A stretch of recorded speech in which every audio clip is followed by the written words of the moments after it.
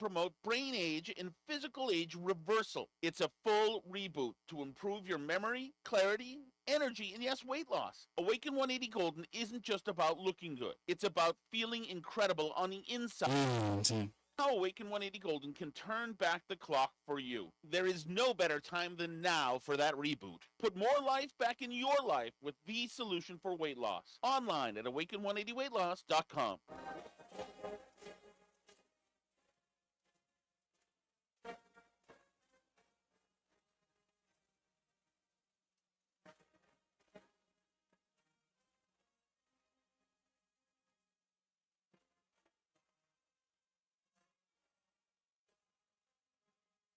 This is Reese on the Radio, filling in for Todd Feinberg on WTIC News Talk 1080. You know, Connecticut has been a blue state for a long time. I think that one of the issues that I think is possible, though we don't have any answers on it, and we may never, but I think Harris ran an unbelievable and flawless campaign, considering she was only running for 107 days. But when you think about it, I mean, Joe Biden was the only one to beat Trump. Hillary Clinton lost.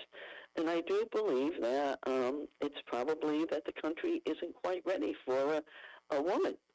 So I think that's unfortunate, but I do think that has something to do with it.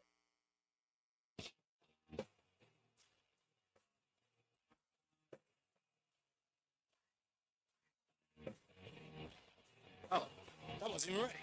I'll do it again. Yeah!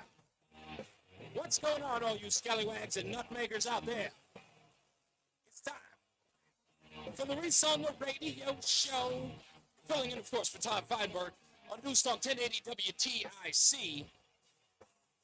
So if you did not hear that audio this morning, that is directly from this network, on with Brian Shackman and Brian and Company this morning, that is Nancy DiNardo, pretty much the head of the Democrat Party here in Connecticut. And she said, and I quote, that Kamala Harris did not win because she is a woman. Now, I don't know, folks, why people do that, why people say that. But I'm here to tell you, that is absolute and utter nonsense. Nobody cared that Kamala Harris was a woman. She's an awful candidate. Everyone knows it. Even Nancy DiNardo. But she can't say anything honest and pure about a Democrat candidate. It's the reason why Democrats lost in the general election. Because truth means nothing when you are trying to get elected. You can't even suggest a flawless campaign. She called it. Really? Flawless? Perhaps Nancy has not read any of the Axios articles where staffers are finally revealing the truth behind the scenes. Perhaps she ignored all of that. People who worked for the campaign, who worked diligently to elect that woman, are now telling folks, flawless? Far from it.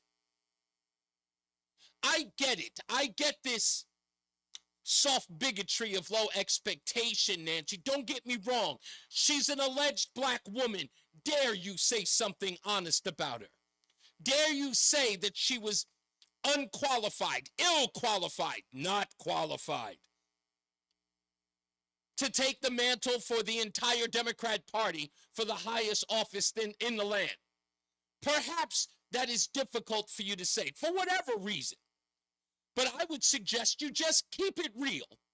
You know how to keep it real. I think you're an honest person. I'm sure you tell all your friends that. I like to keep it honest. So let's be honest here. But I really want to address this, Ms. DiNardo, Mrs. DiNardo, whatever it may be. Nancy, Kamala Harris is not mutually substitutable. She is not a great candidate by the sheer fact that she is a woman. She just because she possesses the genitalia of a female doesn't mean that she is not, let's just say, rife with issues, problems, policy missteps, belief systems, inconsistencies. She's a human being. Let's go through a few. It would be like saying that all undocumented or illegals are not a representation of all asylum seekers. You see, because they're not. You see, Democrats see people as groups. Undocumented means they're all here because they're looking for a better life. None of them are criminals. Perhaps they'll say on the side, well, sure, some of them are criminals. But somebody like Nancy DiNardo would say that they're all mutually substitutable. If they came into the country illegally through the southern border, they were all seeking refuge away from, corrupt governments, violence. They all came here for the same reasons. Because that's the way we view people. They all get to be law-abiding by the sheer nature of where they come from. They came here from the southern border, so there's nothing wrong with the whole lot of them. They all are good citizens. Not a flaw amongst any of them. How about black men? All black men are victims of the criminal justice system. You probably believe that too. You probably believe that if it's a black male, he must be, oppressed by the man. But his sheer existence as a black person, mutually substitutable. Black man, unjust. Black man, unjust treatment. It's also the case here with what Nancy DiNardo said about men in general. Because all men are sexist under this idea. Because Kamala Harris had no flaws. She's a woman. There can't be any.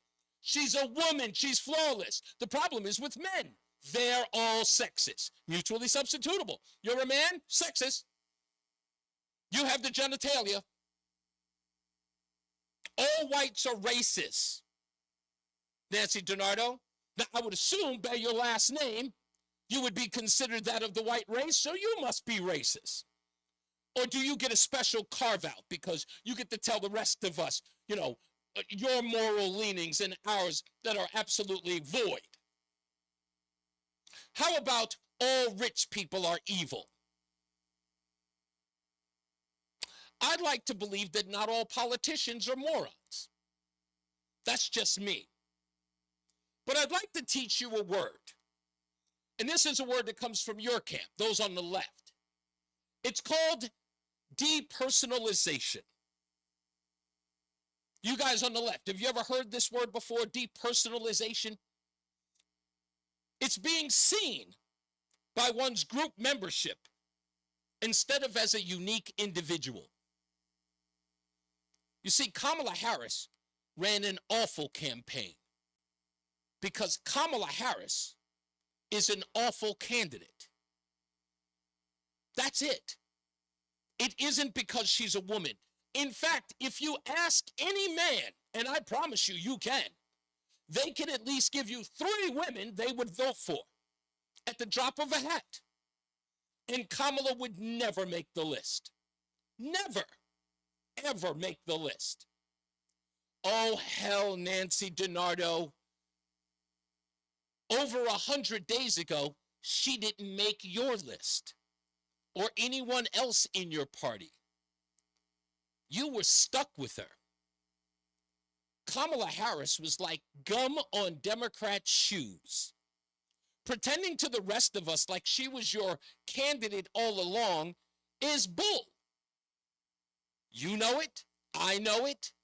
Why front, as the kids say in the hood? Why perpetrate a fraud? Why lie? Are we still trying to convince ourselves that Kamala Harris wasn't the reason why she lost? Are we still trying to convince ourselves that because of the administration of Joe Biden and Kamala Harris, that the American people said, no, no, not again? I can't deal with another 4 years of this nonsense. Is it quite possible? Isn't that somewhat more reasonable than the idea of Kamala Harris's genitalia being the deterrent? Come on. I don't understand why no one bothers to push back, but I'm going to get an opportunity to today. I'm hoping that I will. Because somebody's got to explain it to me. Because I hear a whole lot of hoopla about dis, and malinformation. And here's Nancy DiNardo on these airwaves saying that Kamala Harris ran a flawless campaign and she was rejected because she is a woman. If that is not rife with dis, and malinformation, I don't know what is. No one wanted her. And I've said this before and I'll say it again. If Kamala Harris was the candidate that everybody was hoping for, that Joe Biden would drop out at any moment, and Kamala Harris would take the reins, why was that never the case when Joe Biden was shaking the hands of invisible people, talking to dead people and giving speeches about them, people who died in the 90s? The man was talking about just speaking to, when he was aimlessly walking around on stage like someone who didn't know where he was going, clearly had cognitive decline. When people were asking the question, who's running the country? No one said, Kamala's got the wheel. Ever. They said it was Jen Psaki, his chief of staff, Ron Klain, Anthony Blinken, Jake Sullivan. Hell, they even said Obama was the shadow president. Kamala Harris's name never came up.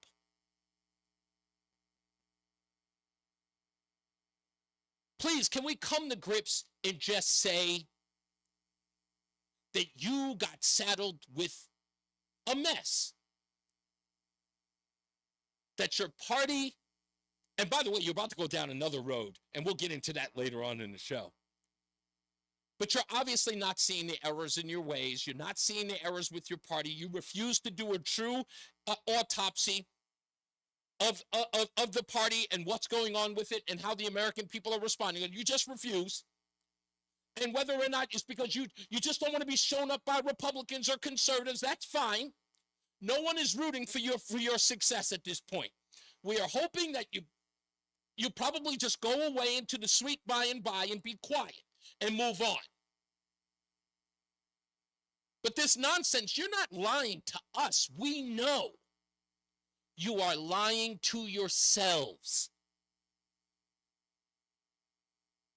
And if we're lucky, we will take this momentum and continue to take it to the polling places and win year after year after year. While you blame everyone else but the policies and the people that you keep putting in the front, or I guess out in the open as your chosen candidate. But after a while, you'll get it. My mama used to say, a hard head makes a soft behind. But Nancy, you're the head of the Democrat Party here in Connecticut. Lying and BSing to us doesn't help you. I don't care if it does or it doesn't. I want your party to fail. I want your party to stop mutilating children. I want your party to stop aborting black babies. I want your party to stop importing illegals into the country and into the state. I don't have a vision for your success. I want no parts of it. And no one else here does either. There may be some people who are okay with it, but trust me, they're too far from the implementation of your party's policies, the ones that you're standing firm on. The people that you're going to affect are never going to show up to the polls because they don't already. You are serving a greater God than them. And that is your donors. We understand that. So please save us that bull. To the phones we go. Chris is in Wethersfield. What's going on, Chris?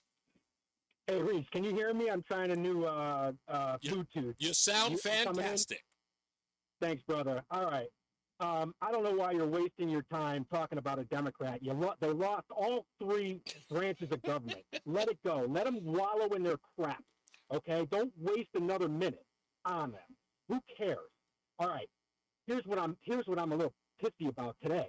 You know, Donald Trump yesterday says out loud that he's going to ease up driverless, the stuff on driverless cars. Okay. And what did that do to Musk's stock yesterday? $18.02 per share. That's 3.2 billion outstanding shares. Do you know how much money that Elon Musk his company made yesterday? Over $57 billion. And you find no fault in that. You guys point the finger at. Wait a minute. What's the fault? Hold on. Tell me where I'm supposed to, Chris. Point the finger at. Chris, stop for a second so I can ask the question. So Donald Trump says he wants to he wants to reduce the restrictions on driverless vehicles. Yeah, and who makes driverless vehicles? His best buddy. That's funny because I just watched the commercial on Ford this morning. They're running a new commercial on driverless vehicles this morning. I just saw, and last night they were running on Jesse Waters primetime. There's a lot of people. Make yesterday. I'm sorry. What did Ford make yesterday? Oh, I don't know how much Ford made yesterday, but they have an ad. They have an ad for a driverless vehicle. Yeah, because because, dude, they made pennies yesterday. But wait. So, but everybody is in the market of making electric and driverless vehicles. Elon Musk is not the only one. It would be something different he's not the only one, though. Dude, but he's best buddies with the presidential elect. You don't find that any ethical issues with that? Tell me where the no. I hear that. Listen, I hear you suggesting there's an ethical problem with it, but you're gonna have to explain to me because it sounds like a broad stroke of an ethical problem with Donald Trump saying that he wants to regulate or he wants to deregulate driverless vehicles while other manufacturers are making driverless vehicles. You're saying it only helps Elon Musk. And I'm telling you that's not the case because other companies are promoting driverless vehicles. They're promoting, they're not making them. Excuse me, the ad that was, okay, maybe you should see the ad first, Chris. Go watch the ad, call me back. I'll give you free reign here. Go watch the ad on YouTube about Ford and the driverless vehicles. It has regular. Hold on. This is how it's going to be. Chris, listen, you got it. Chris, it's not going to be. No, but it's not going to be. It's not going to be anywhere because let me explain something to you. You knew nothing about Ford making a driverless vehicle or them advertising it and selling it to their customers. I knew their stock didn't make crap yesterday. So what? That's what I know. So wait a minute. That's what I know, dude. So wait a minute. So we're understanding that Trump says that he wants to deregulate driverless vehicles. Obviously, other businesses have driverless vehicles. You can't dispute it. And the only person who you see benefiting it is Elon Musk. And that's where you find the ethical problem is because Elon Musk happens to make electric vehicles. He's been making electric vehicles before Donald Trump was president. He's the number one and only person making driverless vehicles today in America. Also not You're true. Talking about Ford, they don't have anything that you can buy that's completely driverless like a Tesla car. So wait a minute. Hold on. So you're going to tell me that it doesn't improve the industry that the president of the United States is going to make it more possible.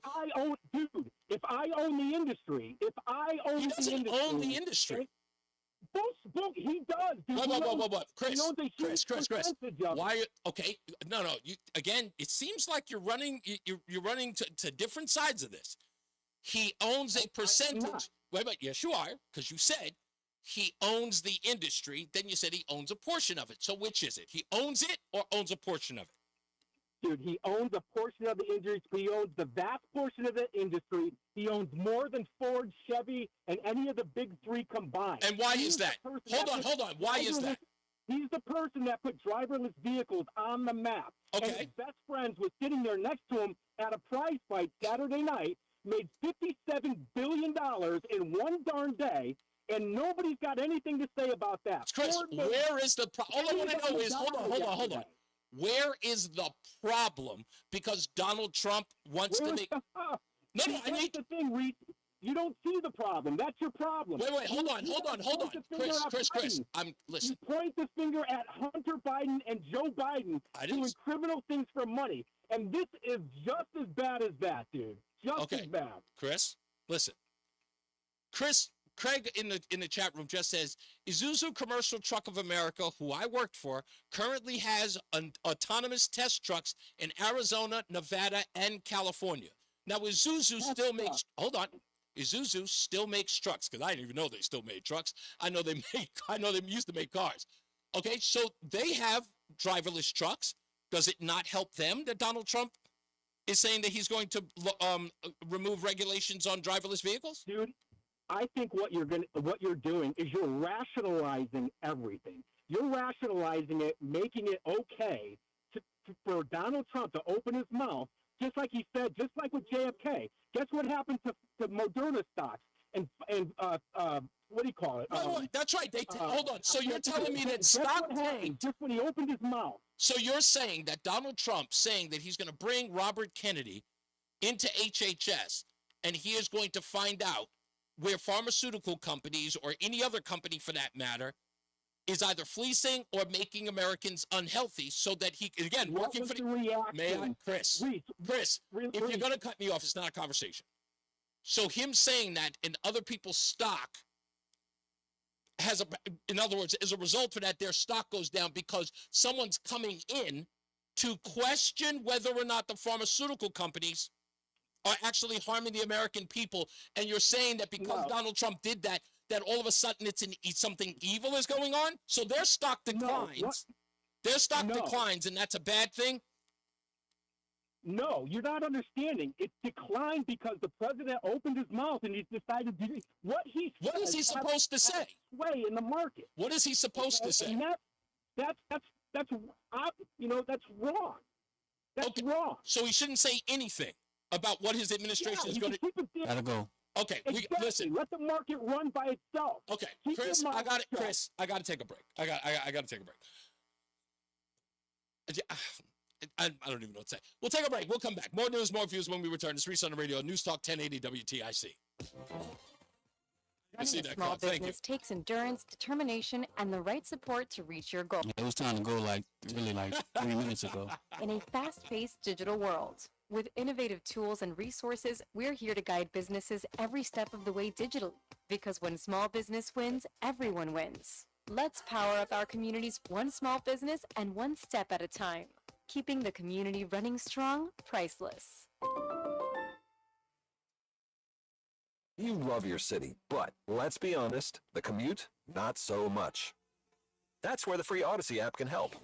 Download the app and follow your local news station so you can get the latest traffic reports or find if your train is on time before you walk out your door. Knowing all this gives you time to think about the essential things like, do I have time to get coffee? Download the free Odyssey app and search your local news station. That's AUDACY. And now, a WTIC news update. WTIC news time is 3:30. It's 60 degrees in Hartford. A smoky wildfire north of the state line means a hazy day for Connecticut. Complaints about smoke in the air from the fire up in Great Barrington are being heard from Southington to New Haven. Politicians turned out today to announce a neighborhood project renewal plan in Bridgeport that will see what had been a coal-fired power plant replaced by apartments and stores. Governor Lamont was there. 5 years ago, this was belching coal-fired smoke out in the neighborhood. And now, as you heard, probably a mix of residential and mixed use and open space. It's an amazing bit of progress that I think we all should be proud of. 40-year-old Lindsay Powell of Vernon being held on a $250,000 bond on charges of leaving her 4 kids home alone. Police say the kids, all under 11, were found in a filthy home with no food in the fridge and no clothing while Powell was busted in Poughkeepsie. Prosecutors in the Stormy Daniels hush money trial of President-elect Trump oppose dismissing the case. One possibility now, is to delay sentencing until Trump's next exit from the White House. Reports say that Howard Lutnick is Trump's choice for Commerce Secretary. He had been reported to be in the running for Treasury Secretary. Here's the weather. WTIC weather. This afternoon, skies being mostly sunny, the high getting up to around 60 degrees in the Hartford area. Partly cloudy conditions tonight with lows in the 30s. We'll have a mixture of sunshine and clouds tomorrow, highs in the mid to upper 50s. Mostly cloudy Wednesday night with chance for some showers late at night, especially after midnight, the low around 40. Thursday looks rainy, breezy, and cool. Haven't had a day like that in a while. Highs 45 to 50. Some showers around Thursday night and even a few lingering showers into Friday with considerable cloudiness and highs only in the 40s. I'm meteorologist Bob Cox in the WTIC Weather Center. Final half hour of trading. The Dow is down 158. The NASDAQ is up 171. I'm David Shapiro, WTIC 1080 News. This is the story of the one. As a maintenance specialist for university housing, he knows college students can major in wear and tear. Plus, housing so many students doesn't leave a lot of room to house all the supplies he needs. That's where Grainger comes in. With over 1 million industrial-grade products and fast, dependable delivery, Grainger carries the quality products he needs so he doesn't have to. From a new door hinge to a whole new faucet. Call, click Grainger.com, or just stop by. Grainger, for the ones who get it done. Hi, I'm Joe with SimpleSaleUSA.com, and I buy houses cash. If you own a house and want to sell it fast at a fair price, call me at 203-896-4000. I can pay cash and close in as little as 7 days. I buy houses in any condition, any price range, and more importantly, anywhere in Connecticut. I'm a private real estate investor who buys several houses a month, and I want to buy more. I buy inherited houses, divorce houses, behind in payment houses. I even buy my tenant won't pay me the rent houses. Do you own a house that is trash and needs thousands of dollars in repairs? Great, because I love buying junk houses. I buy vacant houses, abandoned houses, condemned houses, and even foreclosure houses. If you own a house and want to sell it fast, call me at 203-896-4000. That's 203-896-4000. 203-896-4000. Are you tired of spending a fortune on new frames every time your prescription changes? At Lenses Only Optical Centers, you don't have to.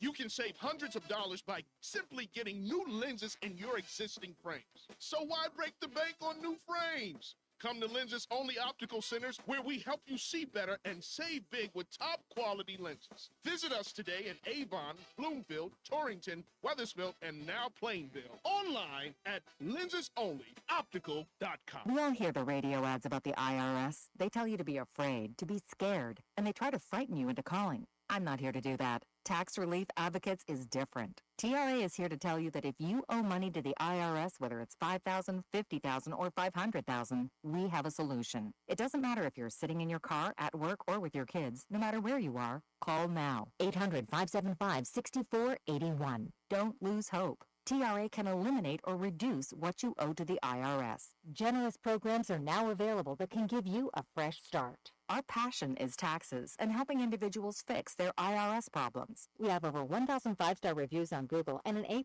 with the Better Business Bureau. You don't need to be afraid of the IRS any longer. End your tax nightmare today by visiting us online at TRA.com or call 800-575-6481. That's 800-575-6481.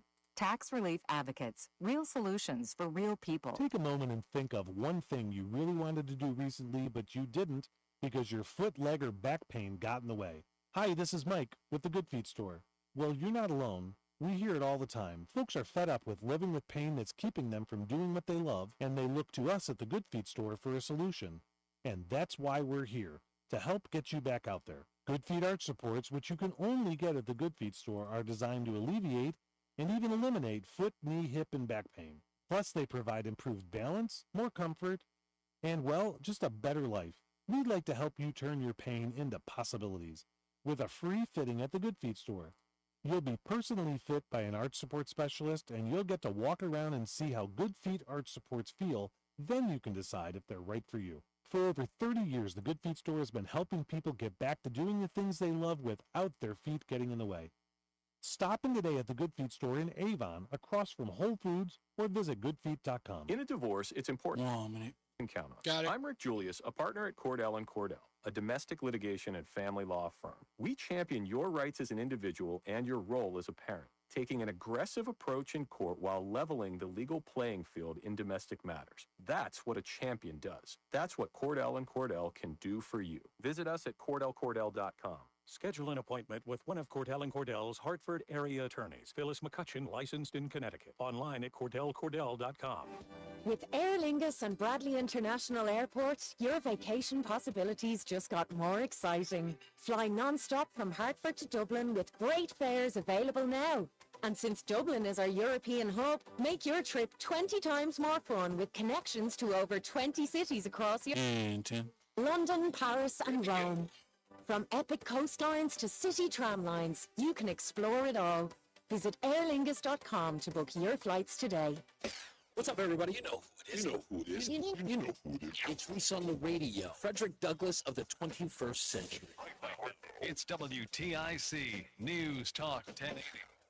Took a 5-minute search. Every major car company in the country, Chevy Tahoe, Ford F-150, every major car company in the country makes a driverless vehicle. And popular ones, the Hyundai Palisade, driverless vehicle. Every one of their 2024 models. We're about to go into 2025. All of those models came out last year. All of them driverless. There isn't a car that you could name that isn't driverless. Volkswagen's got one. Tesla's on the list, but every one of them, BMW, Mercedes, everybody's got a driverless vehicle. Everybody.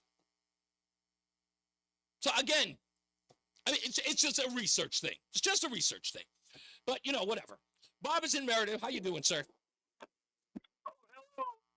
Let me take you off the speaker. Oh, yeah, thank you for picking up the call. Yeah, you were saying how the black man or whatever gets down. Yeah, the black man, according to people who believe in depersonalization, that if you are black, you are oppressed by the system. You know, if you're a white male, you're a racist. Well, no, I'm a white male, and I think I told you this before. I'm driving down the road, and they pull me over, and they say my headlights are out. So we go to court, and the judge asked the officer which headlight is out, and the cop put his head down. What?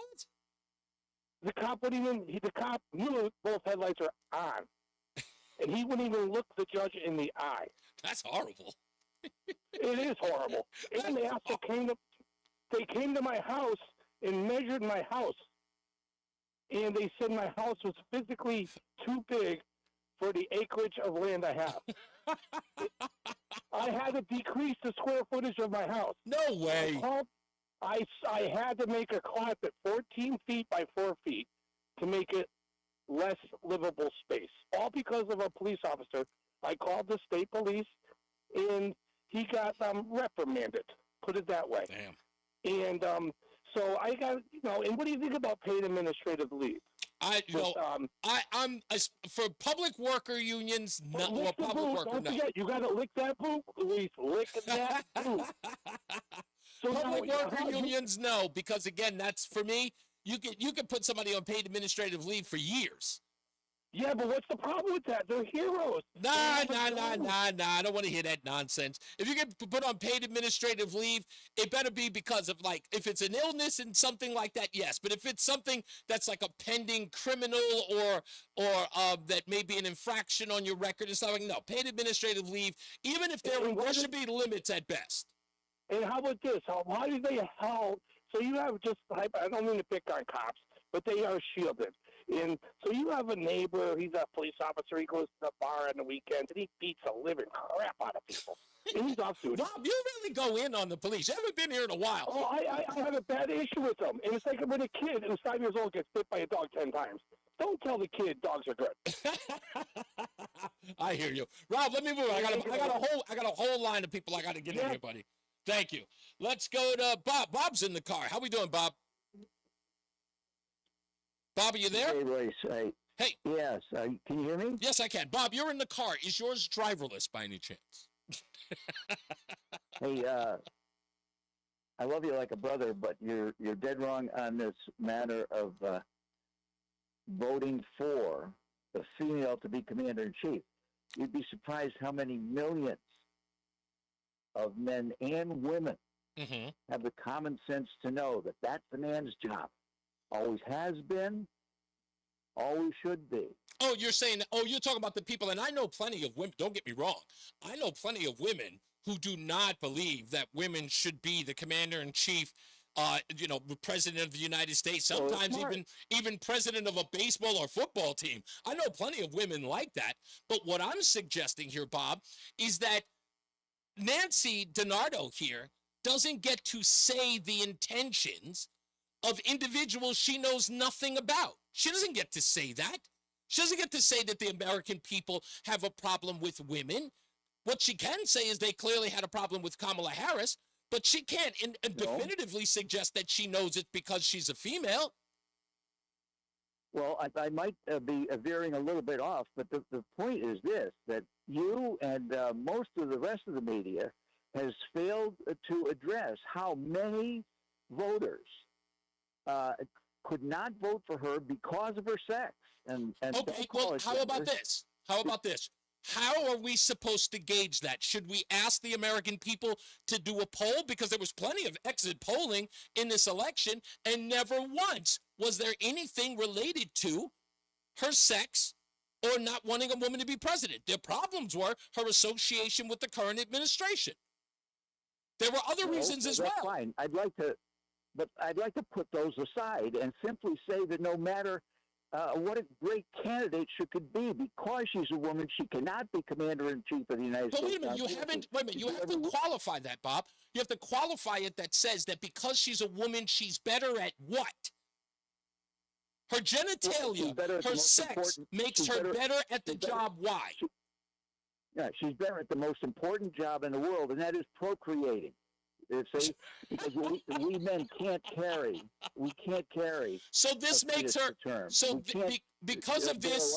Hold on. Because of this characteristic in women, this makes her better to lead the country. Meaning, forget about any of her personal failings. She, as a woman, all of that overrides everything about her. Her policies, what she believes in, all of that stuff is completely, it plays, it's of no consequence because she is a woman and that's the most important attribute of her existence. Because in my view... used to conduct, and you know Dennis Prager, he used to conduct a male-female hour on Tuesdays from 2 to 3. And he would explain the simple process by which some jobs are men's jobs and one is commander-in-chief. And there are other jobs that are women's jobs that men don't belong in. But the most important thing that we're missing in this last election is how many millions stepped up and said, I simply cannot vote for a woman because of the nature of her sex. And I can definitely, even if there were millions, I can promise you it is not at the level of that would have made a difference in this election, and there's no way to quantify. There just isn't. I know it's a belief that many people have. It may even be an excuse for Kamala Harris's failings. But I can look at this woman. Well, hear me out, Bob. I can see this woman for everything that she stood for from the time she was ever introduced on the national stage. And I watched many people for years reject her wholly, not just as a candidate, but as a person. Incarcerating African-American males for marijuana offenses while she laughed about it. Using black men as cheap labor in the prison systems. Incarcerating mothers because of child truancy. Her policies were absolutely detrimental to the people who she claimed in this election she was going to protect. And how did she insist on doing that? In bribing them with $20,000 in marijuana jobs. I would like to set all that aside and make the following point to the brainwashed masses that think a woman can be commander-in-chief. Let's forget about Harris and simply admit the fact that women are wired to do certain things. And one of the things that they are wired not to be able to do is to be commander-in-chief of the United States Armed Forces. Here's what I would say. Try this on for size. Get me a woman who is wired for that so we can vote for her. That's all. Can you find me that person? No. Read the Bible. You know the Bible. What does the Bible say about female? Listen, again, I believe that a woman can lead. I just don't think this woman could. But I got to grab some other people, folks. Thank you. Country. Thank you, Not Bob. this country. Thank you, Bob. USA. Nikki is in Hartford. How are you, Nikki? Nikki, are you there? Okay, she may be on. Nikki, we're talking to you, dear. All right, well, we'll get back to her when we can. Let's go to EJ. EJ's in New Haven. How you doing, EJ? All right, how you doing? Pretty good. What do you got for me? Okay, no, I was just calling up because I heard the last guy, Chris, complaining about what he said, what Elon Musk, or what Donald Trump said to make Elon Musk money. Yeah. And it's so frustrating because like if you talk, I talked to my financial guy, and I was like, does it make a difference that Trump got in? But it makes no difference because the policies, the way they're going to spend money, their budget, you know what I mean? Like, kind of what they're going to do. It's irrelevant. Right. They're going to put money into maybe oil or maybe, like, it happens all over a spectrum. So yeah, I almost feel like to say that Donald Trump shouldn't have said something about these cars means that because Elon Musk is in that industry, that it only benefits him, while there are plenty of others who can now capitalize on that. Now, Elon Musk might be the leader of that particular industry of autonomous cars, but the argument remains, what about people who like Ford F-150s? Now they can buy a Ford F-150 that's driverless, right? So every industry is doing it, and they've done it since all of these cars that I just looked at, they are all 2024 models. When did the 2024 models come out? The fall of 2023. So they've been around for over a year. Right. No, it's just ridiculous. Some of these people, what they say, it's just. Every president's done it for, you know what I mean? Like Donald Trump didn't do. He's flipping out about Donald Trump. Every president has said stuff like that along those lines for years. Yeah, I know. And again, this is another opportunity to find something wrong. And I think what it is, it's sort of like show me the man, I'll show you the crime kind of hit. You know what I mean? It's really bad. You don't think Biden had any friends that were in an industry that, you know what I mean? Like that, whatever he put money towards or he said something? Yeah, you know what I mean? Like, exactly. I know. The vaccine how about Jennifer Granholm putting her in charge of energy when she's got a wide portfolio of energy stock or green energy stock? And it's like, this is, I don't know. It's, you're right, EJ. That's all I can say. I can't even get into it even further than that. They have an agenda, and they rightfully so. They have an agenda, and do it. Do your agenda. The American people have voted for that agenda. Now go do it. Yeah, indeed. Much. And then, you're right, EJ. Well, thank you, sir. Much appreciated. I appreciate your time. You got it, sir. Let's see if we can get Nikki in Hartford real quick before we go to a break. Nikki, are you there? Good. Okay, well, we tried, Nikki. Anyway, we'll take in more of your calls. If you want to opine about what I said about Nancy DiNardo, please do. It's 860-522-WTIC. I'll play the audio for you in the next break so you can hear it yourself, but we got plenty of stuff to get into. Also on the program, another person who's actually talking very much about this in his article in the Day newspaper, Paul Chonier.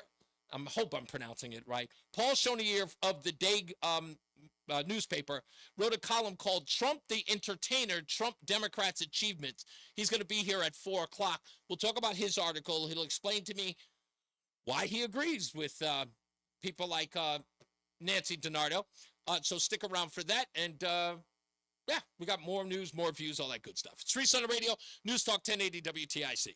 Men, it's the holidays, a time of love and joy. But if you suffer from erectile dysfunction, the season can be tough on you. This is Dale for Northeast Men's Health. And if you and your partner are struggling because of ED, change it up this year. Give the best gift you can give to the one you love by treating your ED and restoring your relationship. In Northeast Men's Health, we're experts in treating ED. And as a Promedic restorative health practice, we've literally seen thousands of relationships renewed across the nation. Plus, with treatments having success rates well over 90%, coupled with many treatment options, we can likely find the right one for you. You may even find you're performing like you haven't in years. So call us and give your partner the best gift you can give this season, a renewed, restored relationship. Your first visit is only $99 and includes blood work, a medical consult, and if medically advised, a test dose. And if that test dose doesn't work in the office, your visit is free. Call 800-930-5956 or go to northeastmenshealth.com. We have 5 offices across the Northeast to serve you.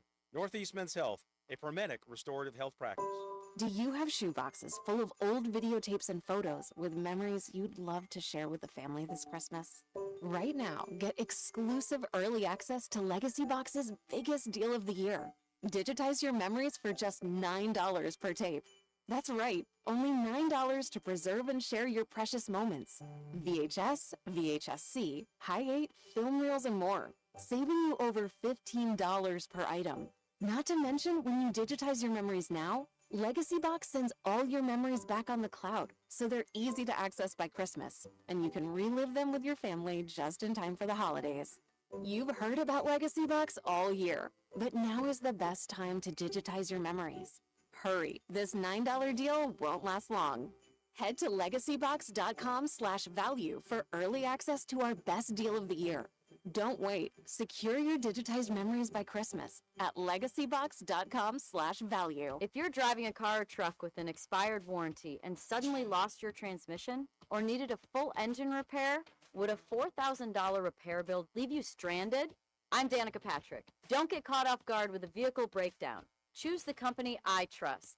Endurance. No matter the mileage, if your vehicle is less than 20 years old, Endurance offers auto protection plans for any budget. Protection on the drivetrain, electrical, transmission, AC, and more. Plus 24/7 roadside assistance and rental car reimbursement on any plan. Endurance handles everything, from making the claim to paying the certified mechanic of your choice. Act now and get 1 full year of elite benefits. A $2,000 value, free. Endurance has paid hundreds of millions in claims. Call for your fast free quote today. Call 800-291-1305. That's 800-291-1305. 800-291-1305. Paid for by government. Now is the time. Oh, man. With Morgan Silver Bars. Grab your piece of America's silver legacy with this special offer. These spectacular shining silver bars featuring a crisp image of the iconic Morgan silver dollar, a legendary coin that has captivated collectors for generations. Americans treasure owning silver bars and coins, putting them away for themselves and their loved ones. Call now to secure 1-ounce silver bars minted in 99.9% pure silver and made in the USA. You'll be glad you did. Hurry, don't miss out on this special deal. Save $10 per silver bar. The more you buy, the more you save. Limit of 25 bars per customer. Call to learn more. Plus, with qualifying orders, you'll receive a free Morgan silver dollar. That's a $59.95 value and... Call 1-800-222-3871 now to secure your 1-ounce Morgan silver dollar bars. That's 1-800-222-3871. Stay locked in. Reese on the Radio is on WTIC News Talk 1080. I think it's only appropriate to go to Sarah, who's in Southington. Sarah, you probably have to turn me down, dear. How are you doing? I was listening to you, and the reason Kamala lost is because, one, she didn't know what her policy was. She said, go to my website and you can read it. Two, she hired all these, spent $6.5 million on entertainers rather than just going and speaking to people. And three, she was too stupid to be, to go on the radio and talk to people like Josh Rogan. Joe Rogan, yeah. It would have been a much more, she might have gotten a few more people, but she never made sense. She also said that she wouldn't change a thing that Biden had done, which was insane. Yeah, which is, again, is the Achilles, that's the Achilles tendon in the whole thing, is answering, they wanted a change agent. Everyone knew that from every bit of polling data, no matter where you were, whether it was on the left news cycle or the right news cycle, that candidates, or I'm sorry, the electorate wanted a change candidate. Was she a change candidate? And when asked by that, question by Sonny Hostin, which is not just a friendly interview, it's practically a promotional interview. It's a fluff piece. Ask you the softest ball question of anything, and your response to it is, I wouldn't change a thing. Oh, and I'm not Joe Biden because I'm Kamala Harris, which has got to be the most kindergarten answer you can give to anything. Absolutely. It's like, people said that sunk her, but I don't think that sunk her. I think that she had a long history of just being a bad politician. Yeah, and it's not about being female. It's about being an idiot. Look, there are plenty of capable women, even women on the left, that people are absolutely fine with. I could think of several women on the left who are a far better candidate than Kamala Harris. And of course, I could find them on the right who are just good. I mean, Tulsi Gabbard is a favorite amongst a lot of people on both sides of the aisle.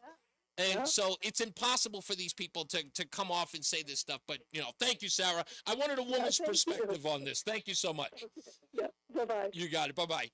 So, again, I don't know. And I know Nancy Donato, let me say this. Before anyone starts to believe that I believe what Nancy Donato is saying, I don't believe it because I know she doesn't believe it. I know it's what has to be said. Okay? I get it. So, although people think I'm making a big deal out of it, I just found it alarming that people are still saying this utter nonsense at a point where the party's still trying to figure out its identity.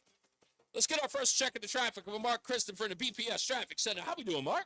I like the Arctic Monkeys T-shirt you have on today. Dude, I love you look this very handsome band. on Facebook, by the way. Look at you. Thank you. I appreciate it. Very good. Looking real good.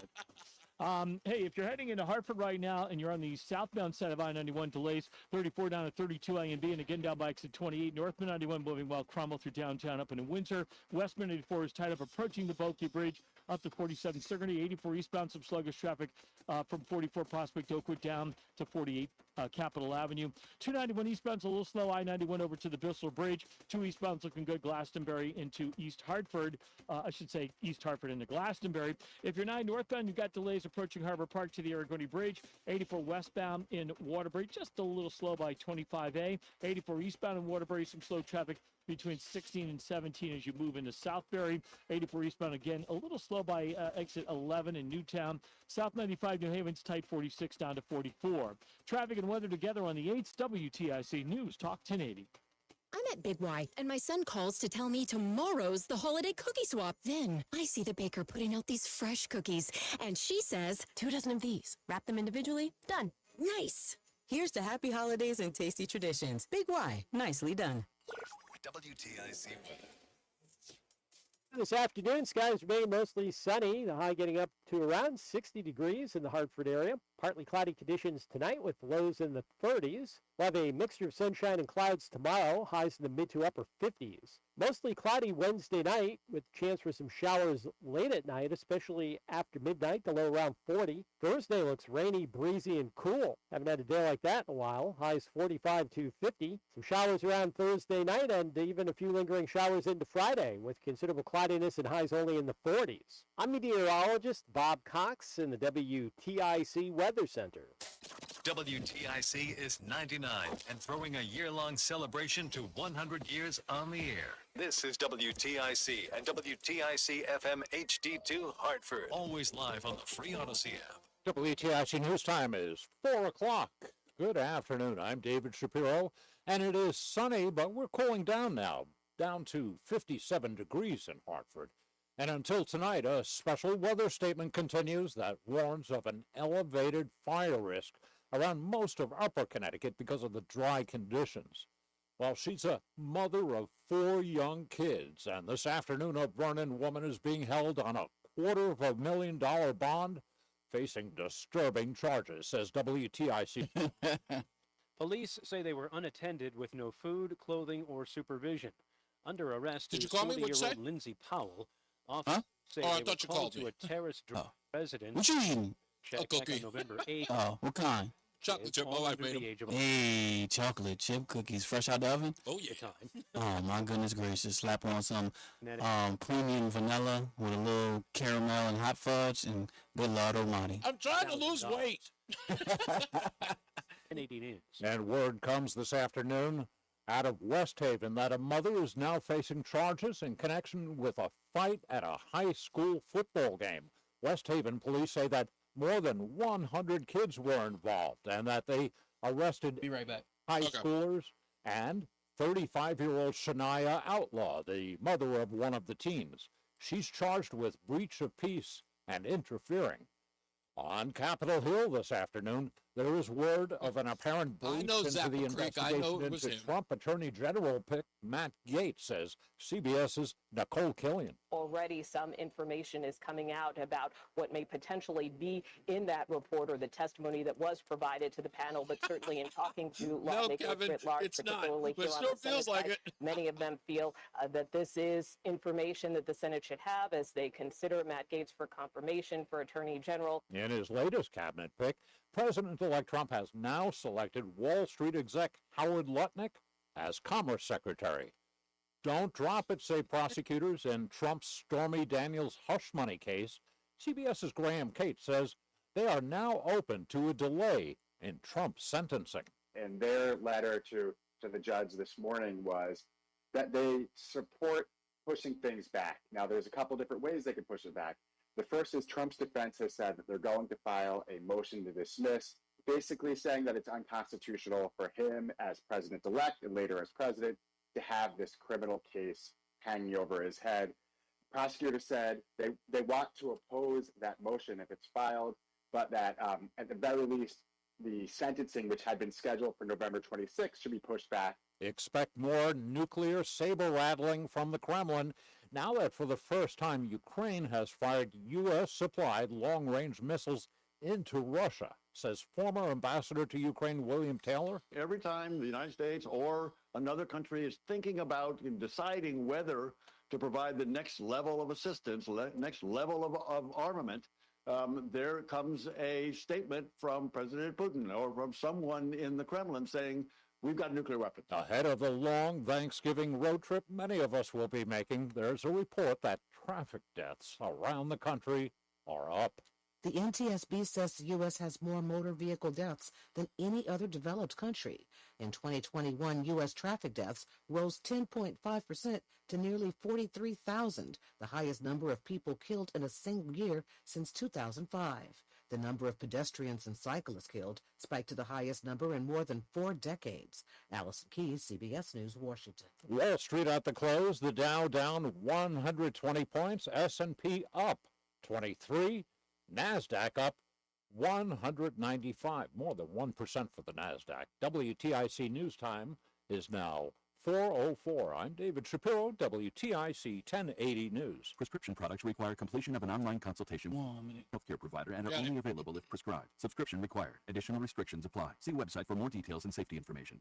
Did you know millions of people are getting prescription medications for weight loss, sexual health, better sleep, and more, all online? RexMD.com has made getting these medications fast and easy, with free delivery of the most popular medications right to your door. Just fill out a brief survey, and if appropriate, we'll prescribe and ship clinically proven options to help with issues like weight loss. I've lost 45 pounds so far. It's nice to get back into clothes that I haven't been able to wear for a long time. We can also help with insomnia. I slept through the whole night. It made me feel very well rested and ready to go for the day. And RexMD can improve your sexual health.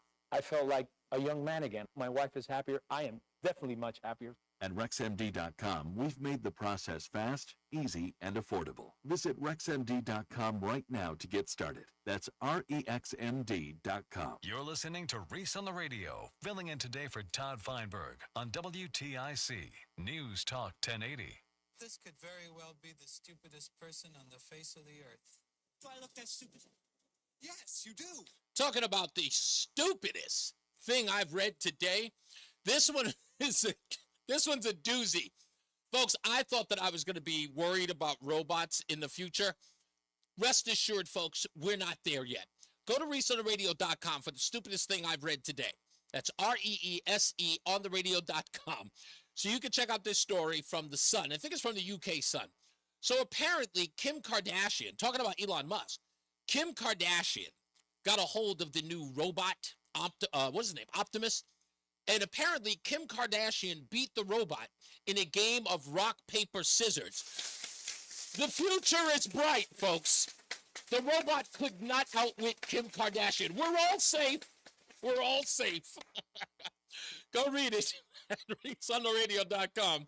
That's REESE on the radio.com for the stupidest thing that I read today. As soon as I saw it, I actually watched the video of Kim Kardashian beating a robot at rock, paper, scissors. And the robot picked paper and she picked scissors and she won. And I went, oh, okay, I'm cool. I'm all right.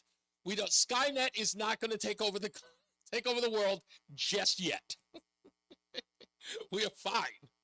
I'm sorry, but if you're interested in the stupidest thing I read today, go to ReeseOnTheRadio.com. That's ReeseOnTheRadio.com. There are plenty of articles there that are just completely baffling. Yesterday's stupidest thing I read today is about that mom in Georgia. She's facing a year in jail for letting her 12-year-old son walk by himself. Taking a year in jail. They're giving her an ultimatum to say that, she has to admit that she did something wrong or whatever, or, some sort of admitting to wrongdoing. It's crazy. But check out that story as well. And you can always check out the stupidest thing I read today at 4 o'clock Eastern by going to ReeseOnTheRadio.com. When we come back, and I'm going to pronounce his name correctly, I'm trying to, Paul Chonier.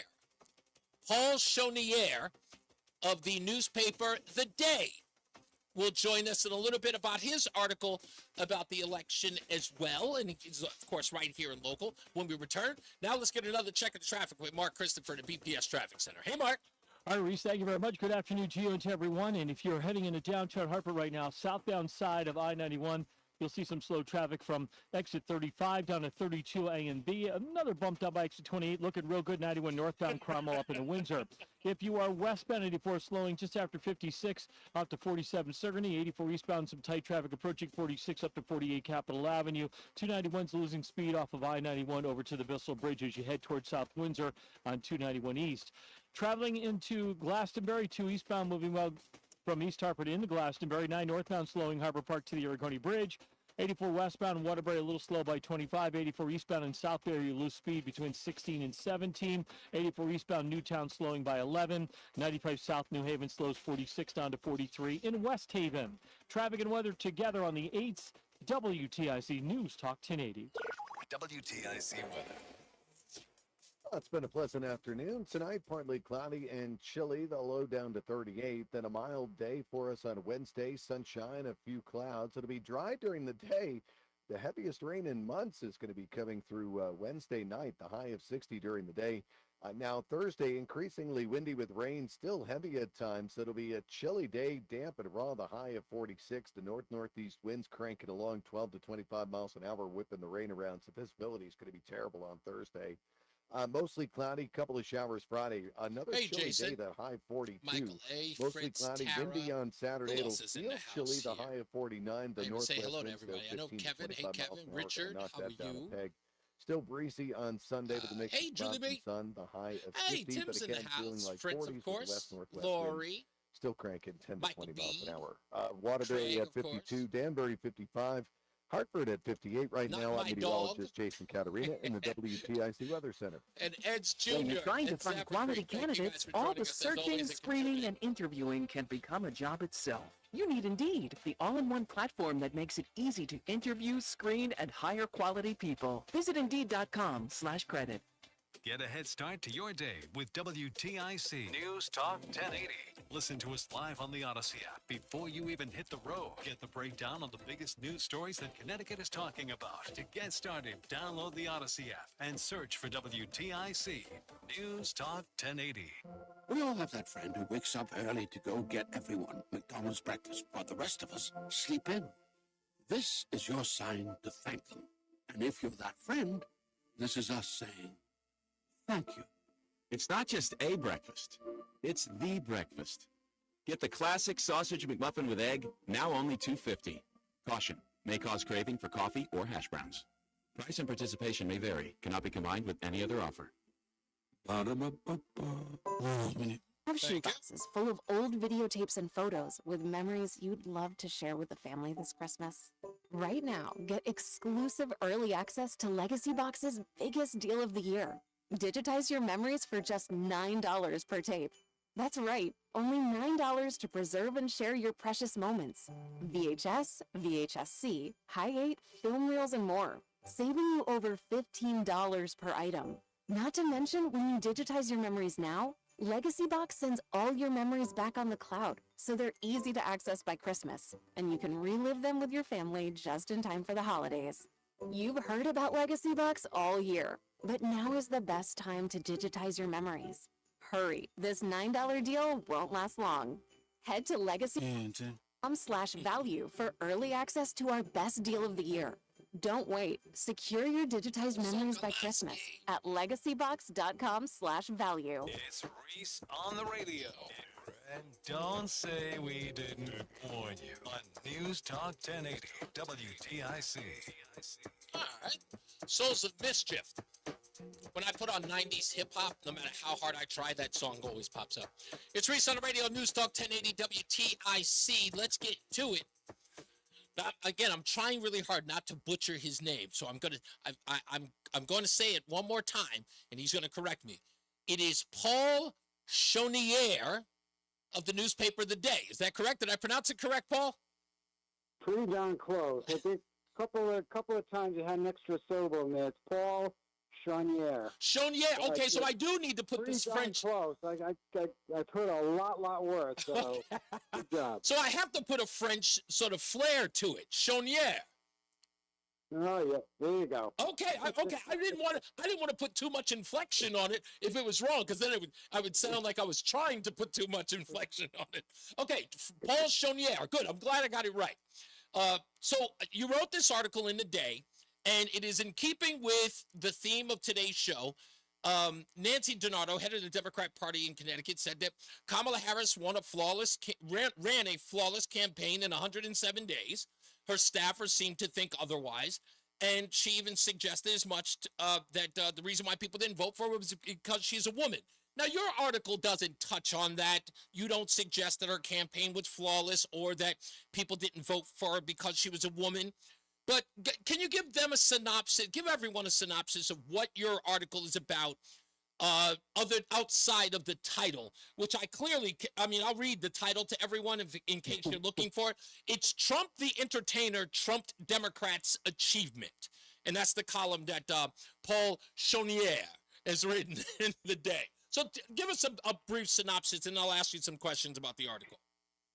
Well, I think I try to make two major points in the column, and there's been a massive autopsy of what happened in the campaign, and there's going to be many a book written about this 2024 election. But my small contribution in this column kind of looked at 2 points. Common theme we heard in the campaign, coming out of the campaign, is the economy was just a disaster, and it really, with inflation, and it dragged down the Democratic ticket, and I make the argument the economy was really not bad, and by a lot of measures was pretty good, and I thought the Democrats never really tried to make a case for the economy. I think there was a fear in the Harris campaign if they tried to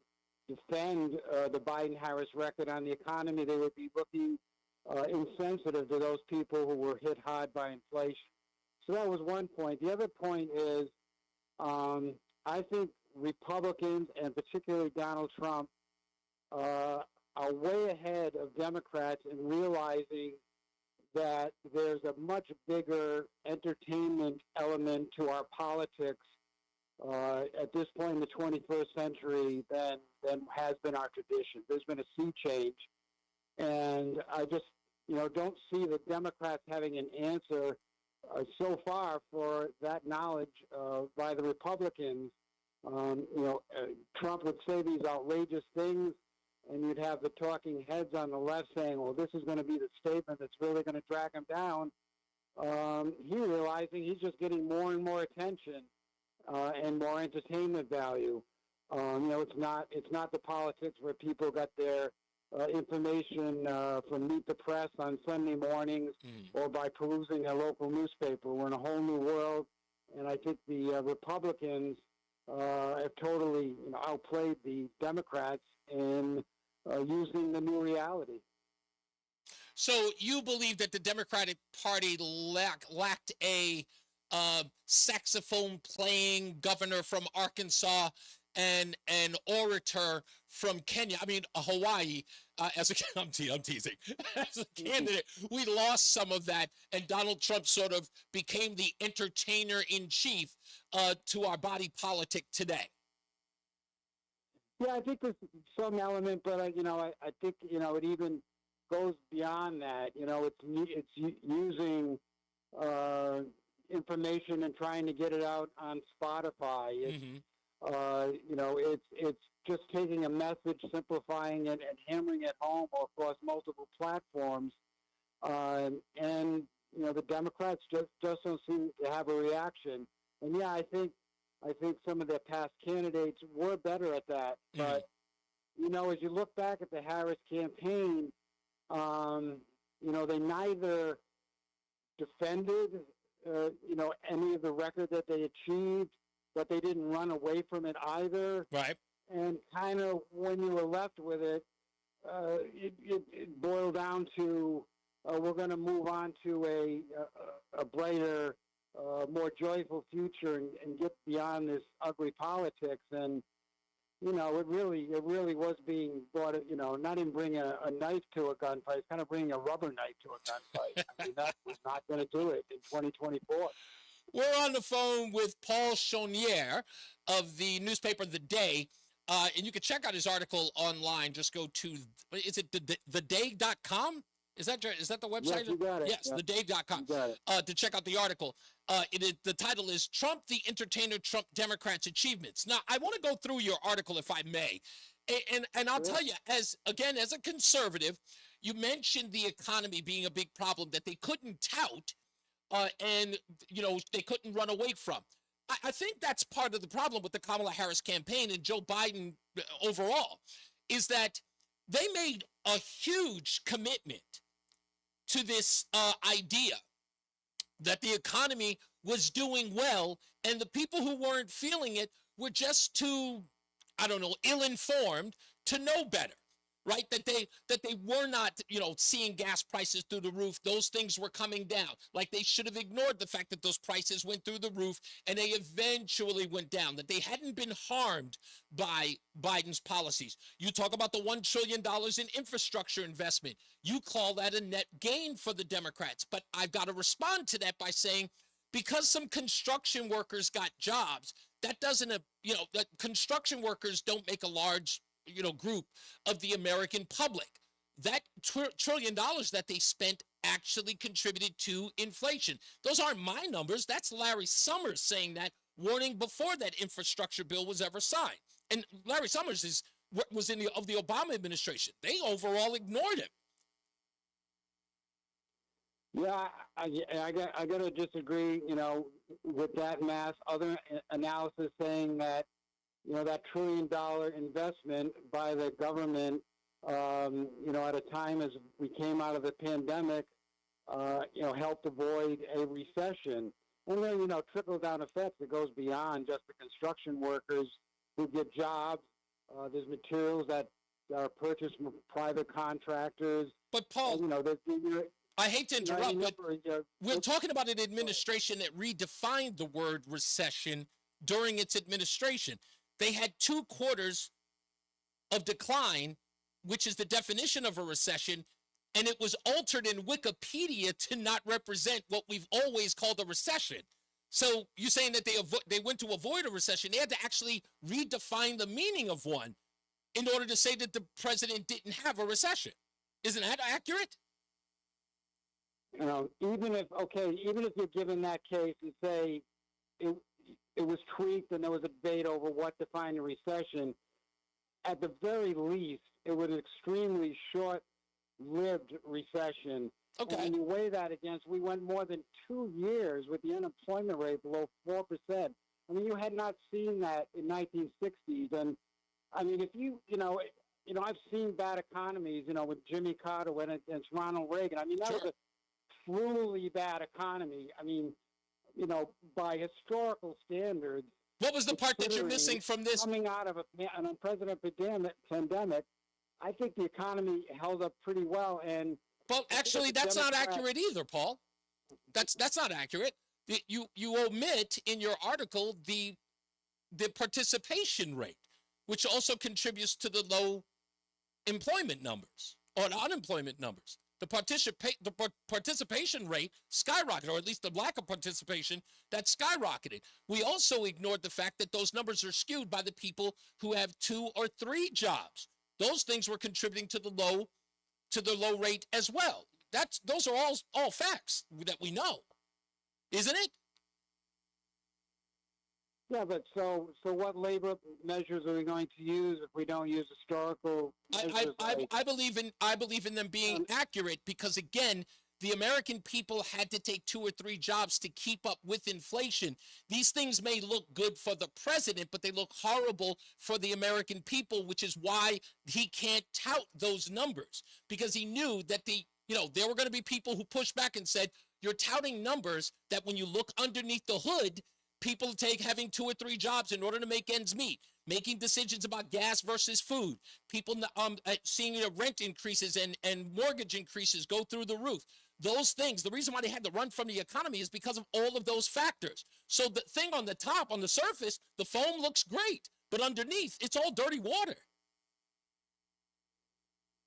But to get anything turned around, and you do admit that we had unprecedented unemployment in the waning years of the Trump administration during the pandemic.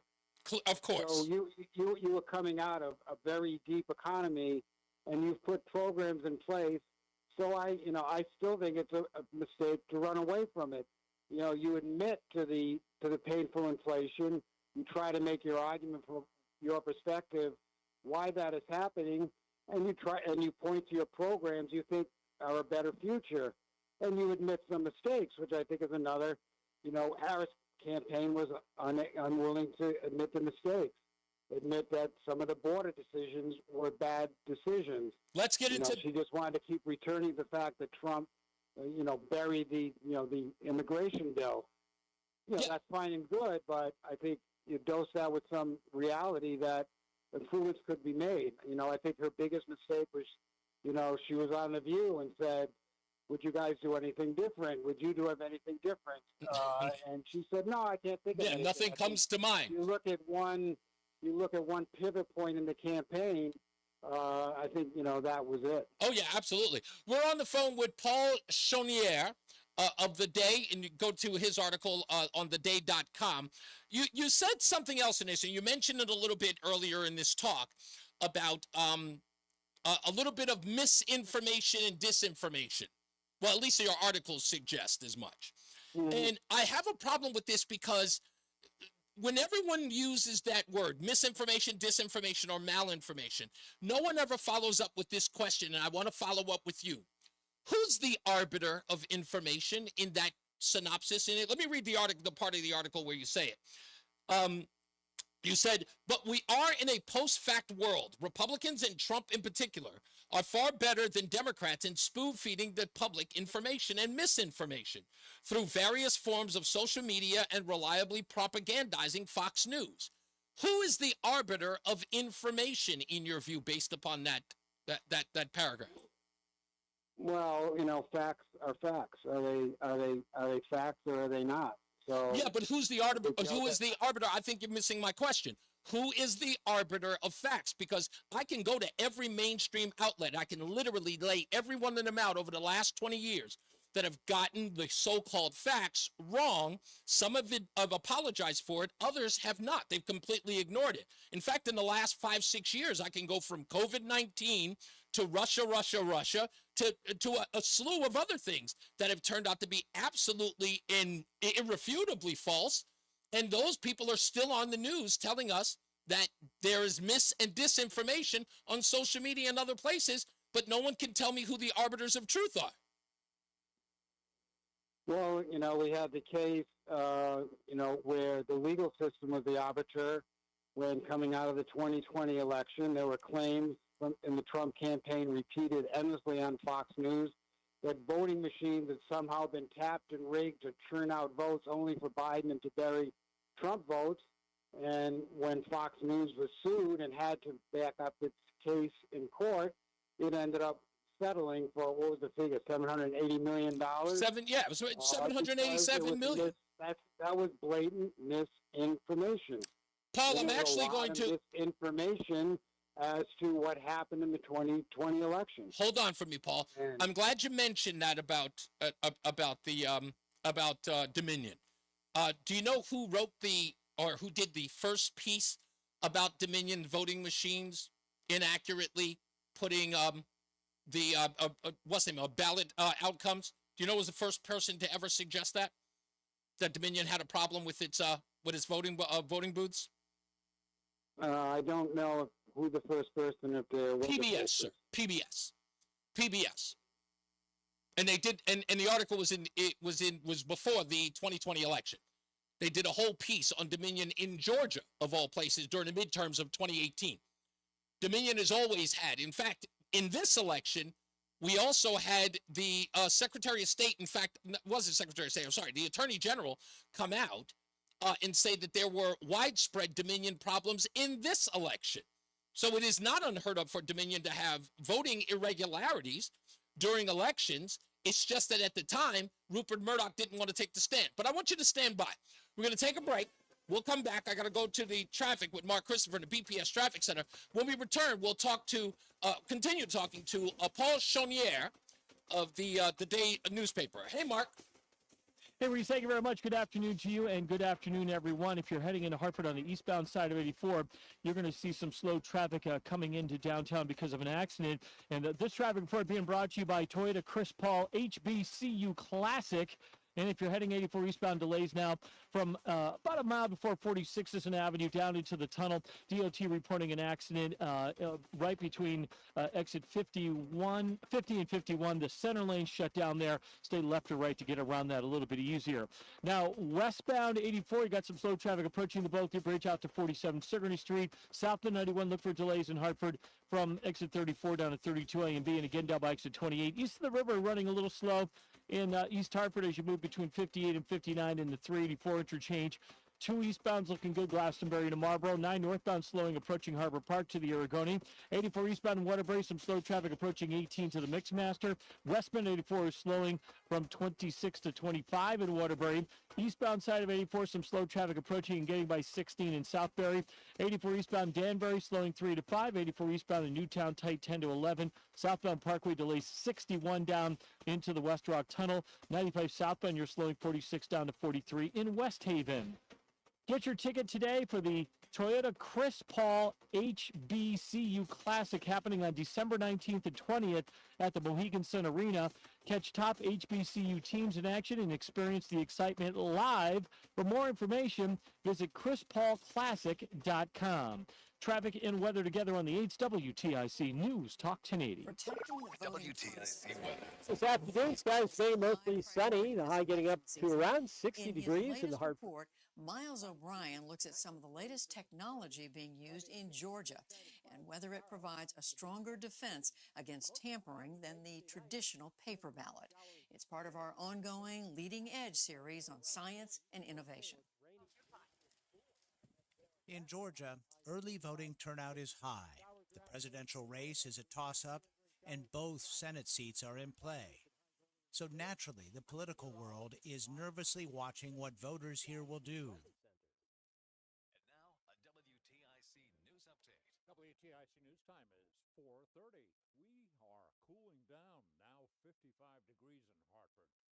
Connecticut, mothers behind bars. 40-year-old Lindsay Powell of Vernon is charged with leaving her 4 young children alone in a messy home with no clothing and no food while she went off to New York.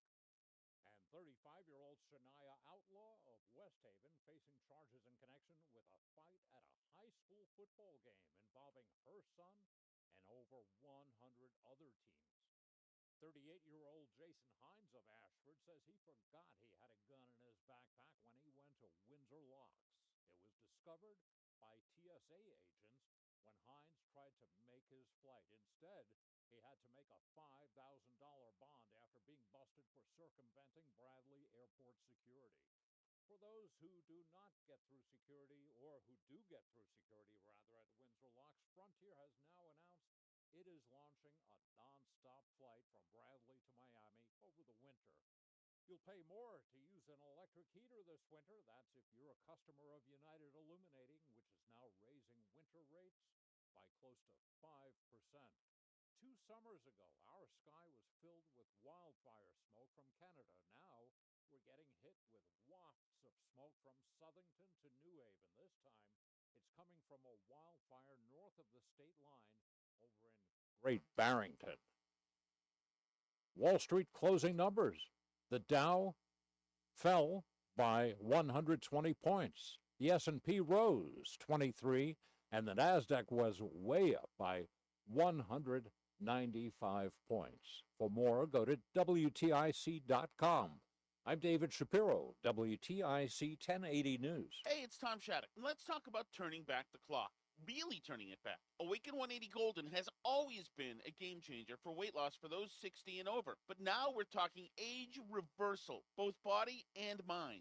Feeling like you did 10, even 20 years ago. Feel sharper, more agile, stronger, and mentally on top of your game. How? In addition to fast, proven weight loss for those over 60, Awaken 180 Golden now includes sleep coaching, falling asleep quicker, staying asleep, daily meal plans, yes, simplicity, and most importantly, natural supplements designed to promote brain age and physical age reversal. It's a full reboot to improve your memory, clarity, energy, and yes, weight loss. Awaken 180 Golden isn't just about looking good. It's about feeling incredible on the inside, too. Learn how Awaken 180 Golden can turn back the clock for you. There is no better time than now for that reboot. Put more life back in your life with the solution for weight loss. Online at awaken180weightloss.com. Hold on a minute. Doing? What? I'm Thank just mowing the lawn. No, it's blazing hot and dry out here. Don't you remember? Smokey Bear says. Avoid using power equipment when it's windy or dry. Where'd you learn this? Oh, it's on SmokeyBear.com with many other wildfire prevention tips. Right. Thanks, Honey Bear. Because remember, only you can prevent wildfires. Brought to you by the USDA Forest Service, your state forester, and the Ad Council. Woohoo! Another girls' night out. I'm so stressed from shopping, I couldn't find anything. Have you tried shopping jewelry television, JTV? I don't know. Everyone in my family is so different. JTV has thousands of jewelry styles, artisan, diamonds, pearls, colored gemstones, watches, even gift sets. I shop on TV and online. TV customers save up to $40 when you shop jtv.com/radio. Now can you relax? Yes. Another round? Yes. This is Reese on the Radio, filling in for Todd Feinberg on WTIC News Talk 1080. When we come back, we still have Paul Chonier from the Day newspaper. We'll talk to him in a bit and continue our conversation about his article, which is about the election. Trump's the entertainer who trumped Democrats' achievements. I want to get to the bottom of this part, and we're going into Dominion and misinformation and disinformation. If you're just joining us, and we'll have a conversation about that as well, and talk about his colleague, Chris Powell, who wrote an article. I guess he wrote a counter article to Paul's article. I'll ask him if he had a chance to read that. I got an opportunity to read it yesterday. So we'll talk about that and much, much more. Don't forget the 5 o'clock focus is coming up. The 5 o'clock focus, I will give you a heads up. The 5 o'clock focus is about R.F. Kennedy Jr. And him taking over, possibly taking over the Department of Health and Human Services. And I've got a question related to food My wife and I were talking about this on our walk, and she's very excited for Robert Kennedy Jr. to take over. She agrees with a lot of what he believes in, things that he's sort of exposed and talked about. She's been talking about for years. So they see eye to eye. And so we had a discussion yesterday on our walk, and I said to my wife, what if Robert Kennedy gets his way and he takes all of the bad stuff out of food, right? He gets the FDA, the CDC, all of it. He gets all of the yellow number 5s and the red number 2s and the orange 15s, whatever it is. He gets all of it out of our food. And we go to eat something, and it just all out sucks. It doesn't taste as good. It doesn't have the same kick that the other food had, with all the poison. What would you do? What would you do? Would you be upset, or, would you sort of say, hey, you know what? We got to live with it until we eventually become accustomed to Twinkies tasting like dirt. You just got to cook your own food. Yeah, but what about the stuff, the cookies and the cakes and all the good stuff that you can't worry about that. You can't worry about that? You gotta make it from scratch. I guess you do. I guess you do have to make it for that. So Michael B says, you're gonna eat it and like it, Reese. You must have talked to my wife. That's exactly what she said. You're gonna eat it, you're gonna like it. You're gonna get used to it. So again, the 5 o'clock focus is about if Robert F. Kennedy has his way and he takes out all of those, will you be excited? Yes. Yeah, well, okay, obviously the health nut Roland is already excited about it. He can't wait for Robert F. Kennedy to screw up all of the Oreo cookies. Some of these companies may not make any more of these candies and junk foods anymore because, they've been pretty much forced out of the marketplace, which I guess would be a good thing. I'm sure. Do you love a Milky Way, though? Yeah, man. I mean, there are some things that people are going to, they're going to be upset about. Let's get another check of the traffic with Mark Christopher in the BPS Traffic Center. You a big junk food guy, Mark? Oh, yeah. Okay. So, you'll join us at the 5 o'clock focus, but save it until then. I'm asking if Robert F. Kennedy gets his way in HHS and he takes all of the additives out of food, what do you do when you can't get the junk food that you like? Like, don't give me an answer. It's going to be a problem. Yeah, of course it's going to be a problem. I might have a fit. Problem. There's a picture of him on the internet. I saw him, and I don't know if this was something that was, played with. But they showed him on the jet with Donald. They were all eating McDonald's. Yeah. So I don't know. It's a hostage photo. Trust me, it's a hostage. Yeah. I don't know if he actually ate any of it because it wasn't open yet, but there was McDonald's in front of him. Yeah, I know. I got to ask him, but we'll get into that. All right. Thanks, man. Hey, my pleasure. I could go for a Twinkie right about now. No doubt. If you're heading into Hartford right now, southbound 91, you're looking at delays from exit. What movie was that where there was like a big food shortage and they were all driving around and they found a warehouse with full of Twinkies? That was Zombieland. Zombieland, there you go. Delays 56 Governor Street to 47 Sigourney, 84 eastbound slowing a half mile before 46 Sisson Avenue into the tunnel. You lose a little speed again up by exit 59 on the East Hartford-Manchester line for the 384 interchange. 2 westbound slowing as you emerge with 84 west. If you're traveling coming off of off to the Bissell Bridge. If you're traveling 9 northbound Middletown, you're slowing approaching Harbor Park to the Aragoni. 84 eastbound Waterbury's tight from exit 17 up to 18. Westbound 84 slows 26 to 25 in Waterbury. 84 eastbound Danbury tight 3 to 5. Again, 84 eastbound slowing 10 to 11 in Newtown. Southbound Parkway delays 62 down to the West Rock Tunnel. 95 southbound, you've got delays 46 to 43 in West Haven. Traffic and weather together on the 8th WTIC News Talk 1080. WTIC weather. It's been a pleasant day. We've got one more before things go south for us the rest of the week. So tonight, partly cloudy, chilly, the low down to 38. A mild day for us Wednesday. A few clouds during the day. It'll be dry. The heaviest rains in months, though, coming Wednesday night. The high of 60 during the day. Thursday, increasingly windy, still rainy, heavy at times. Now that wind and rain is going to make for some poor visibility. So plan for some trouble out there on the roads on Thursday. It'll be chilly, too, that damp and raw type of chill with a high of 46. Friday, mostly cloudy, still a couple of showers. Chilly, damp and raw again, the high only 42. Saturday, mostly cloudy, windy, the high of 49. It's still going to feel chilly with the northwest winds up to 15 to 25. Sunday, still breezy, a mix of clouds and sun, the high at 50, feeling like the 40s with the busy west-northwest I hope winds. so, Kevin. I hope Right so. now it is 54 in Mansfield, New London at 54, 55 in Hartford. I'm meteorologist Jason Caterina in the WTIC Weather Center. When you're trying to find quality candidates, all the searching, screening, and interviewing can become a job itself. You need Indeed, the all-in-one platform that makes it easy to interview, screen, and hire quality people. Visit Indeed.com/credit. Follow WTIC News Talk 1080. Don't miss out on important updates in Connecticut from breaking need-to-know news, weather alerts, and more. Follow WTIC News Talk 1080 on the Odyssey app now. Nitro Circus is back with an all-new electrifying show.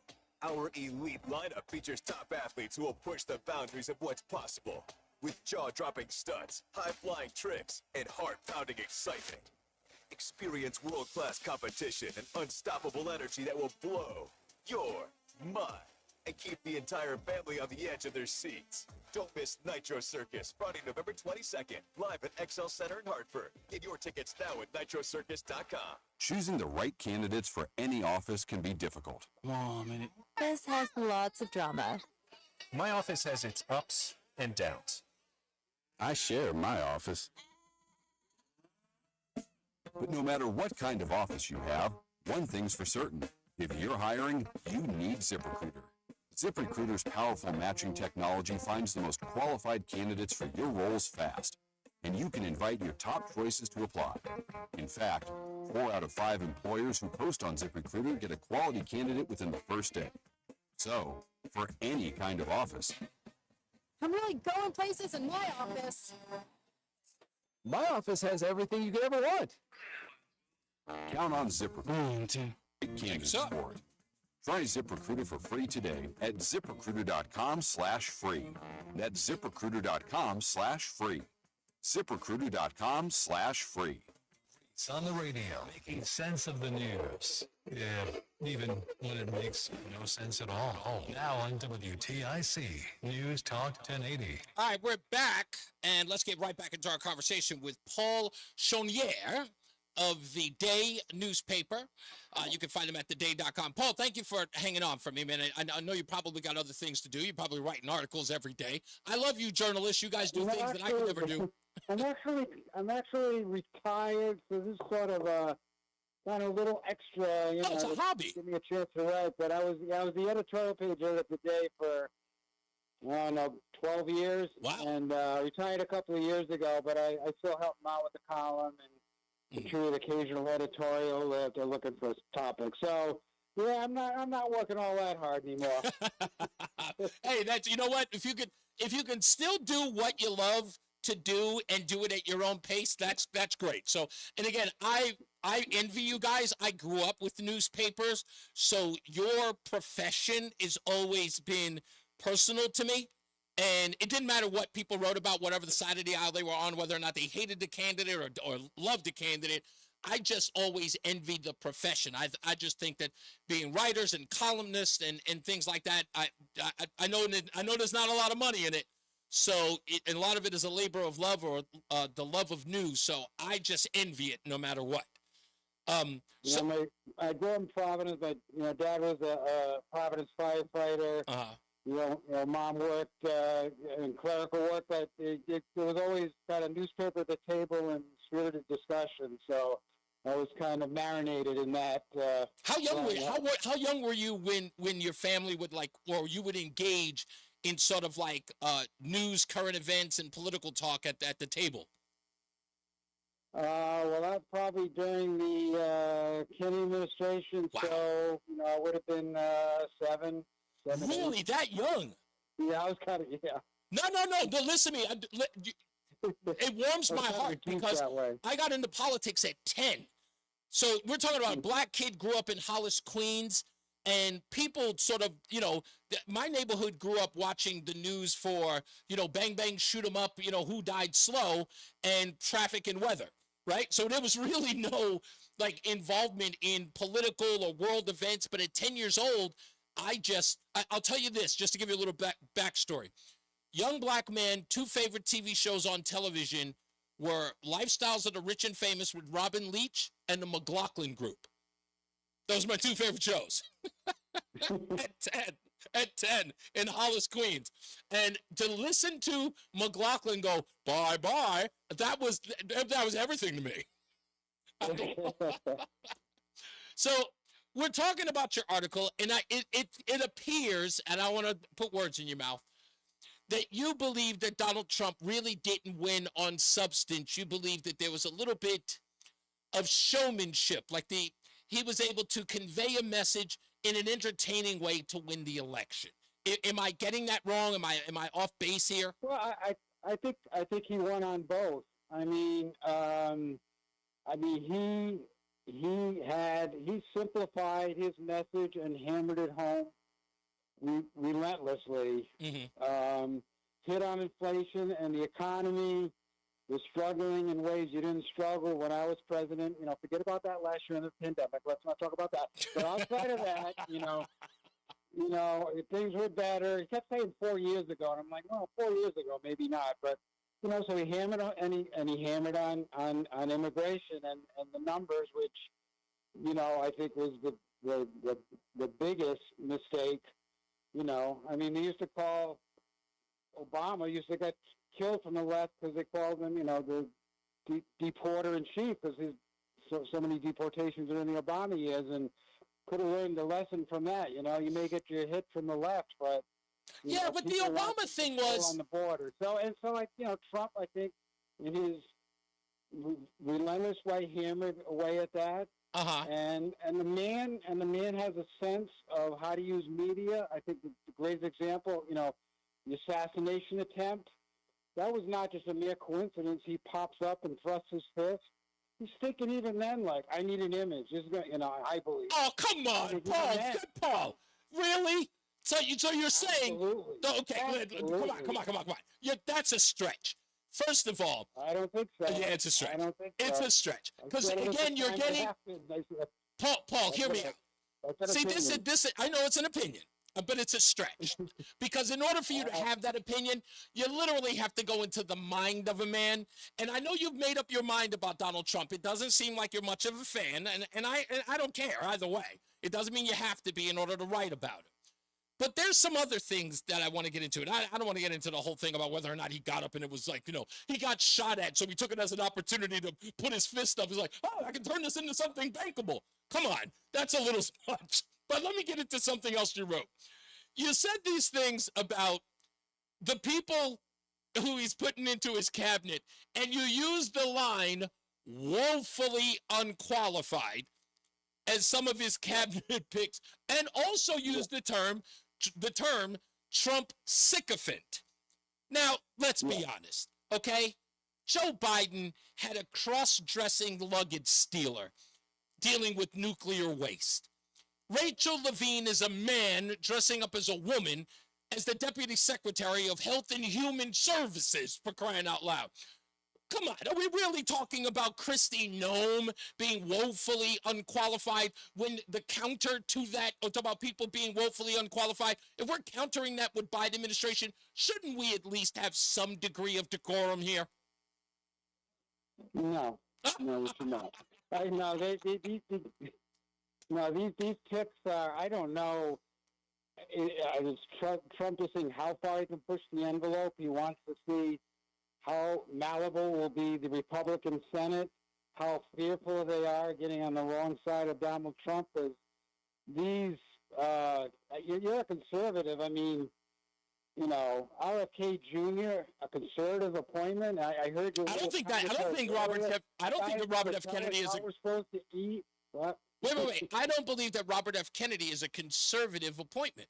I don't see that in that very binary way. I believe that Robert F. Kennedy is someone he can trust to go. Now, remember, Donald Trump is the commander-in-chief. If he feels as though Robert F. Kennedy is doing a poor job, but provided he gets confirmed, he'll yank him, just like we know that Donald Trump is known to do. His first administration, why did he run afoul with all of his, cabinet picks and people who work for him? Because he got rid of them, because he told them what he thought about them. So Donald Trump isn't fearful, and I'll counter you this, Paul. What did the Biden administration do with the failures at his administration? Did anybody face any consequences, get fired, or even, we see any court martials behind Afghanistan? No one was ever held accountable for the missteps under his administration. Donald Trump, we know, fires people because that's been his MO. That's been his character since the days of being The Apprentice and running businesses since the 1970s. Well, you're being disingenuous. We both know the reason RFK is receiving that appointment is an old-fashioned political quid pro quo. This is the job I want. If I'm going to endorse you, that's the job I want. Let's shake on it. You'll be my guy. You got the job. So you've got. I don't care if you qualify. I don't care if you agree with what. I want your endorsement. Paul. We both know. Come on. We've got. Wait. We've got two people who were appointed into positions primarily because of their skin color and their gender. Ketanji Brown Jackson and Kamala Harris. Not because of their qualifications. Kamala Harris is a bozo. But she got to be vice president of the United States and the Democratic nominee through no process other than being handed to her. And Ketanji Brown Jackson got the nomination primarily because she was just black and female. I mean, you're talking about quid pro quo? Wait, I've never seen anything more egregious than actually hiring somebody as a DEI hire, and then when you call them a DEI hire, that be called offensive. Oh, and by the way, the administration says they are the most preeminent DEI administration in history. Come on. Let's be, you want to talk about honesty? Let's be honest. Well, if you don't want diversity, I guess you don't have to worry about it in the Trump administration, because I'm not seeing. Oh, no, I don't need. No. That experiment's over, Paul. Hey, Paul, we don't hire people. I'm feeling better about that. Paul, I don't care if anybody on my staff is black, white. I need them to be competent. And if I can't find a black person who's competent, I won't hire them. You think I'm going to hire somebody just because they walk into my office and they look black? I don't hire them for that. I hire them whether or not they're confident. If I get a complete bozo that's going to cost my company money, I'm not hiring him. This is not the end-all, be-all. We need competent people. And if you're looking, listen, if you want to change the view of the candidate of the Trump administration, if you want to change the aesthetics, buy drapes. Don't hire people based upon their color. You can accomplish both very competent individuals and a diverse administration. Because their diversity brings what? This different life perspectives. Oh, so now you're... The stories you were just telling me, as growing up as a black kid that I may not appreciate, and now you take that into your lifestyle and into your job and into your, I think... because I stepped out of the box. People come from different perspectives, both economically. That's right. Because I stepped out of the box. Perspectives. Right. Because I stepped out of the box of just being what's called stereotypically what a young black man would watch on television. Those are the things that interest me, because the other things that are supposed to be stereotypical to my race did not interest me, because I'm an individual. I saw myself as an individual. I didn't glom onto the things that were popular amongst my peers just for the sake of them being popular. You see, that's because I'm an individual. I saw myself as an individual first who happened to be black. And you're saying that my life experiences, because I'm black, I'm bringing something to the table. Well, what if my life experiences are all failures? My life experience, I would be bringing my mother's welfare lifestyle to the administration. How could that benefit somebody's a situation if they wanted to start a business? I bring welfare to the to the campaign? Because if I understand welfare, I'm going to be able to help people be prosperous? I don't think those two work. Mm-hmm. Yeah, but, I think the lessons we learned can take us in different directions, and you could bring a perspective of what is needed in some of these communities, to break that cycle of welfare and to break that dependence, and we see in some neighborhoods and communities. Yeah, in order for me to bring that to the community, Paul, I have to experience that thing I'm bringing, right? So I can't bring welfare to a conversation about prosperity. I have to bring prosperity to a conversation about prosperity. Isn't that fair? It's like bringing pilot experience into the airline industry. All right? Like, it should be based upon my accomplishments as said individual into there. I can't just walk in with my race and get the job. I think we're ending up on the same hill, climbing up different sides. That's what you want to believe. Paul, listen, Paul Chonier, listen to me. I hope that this does not end the conversation because, look, I can sit around here and scream into an echo chamber all day. I like you. I think that I think your writing is worth conversation. I'd love to have you back on. I hope that you and I can keep in contact. And I have your telephone number, so I'll shoot you a text. If you write something that I think is interesting, please come back on the show.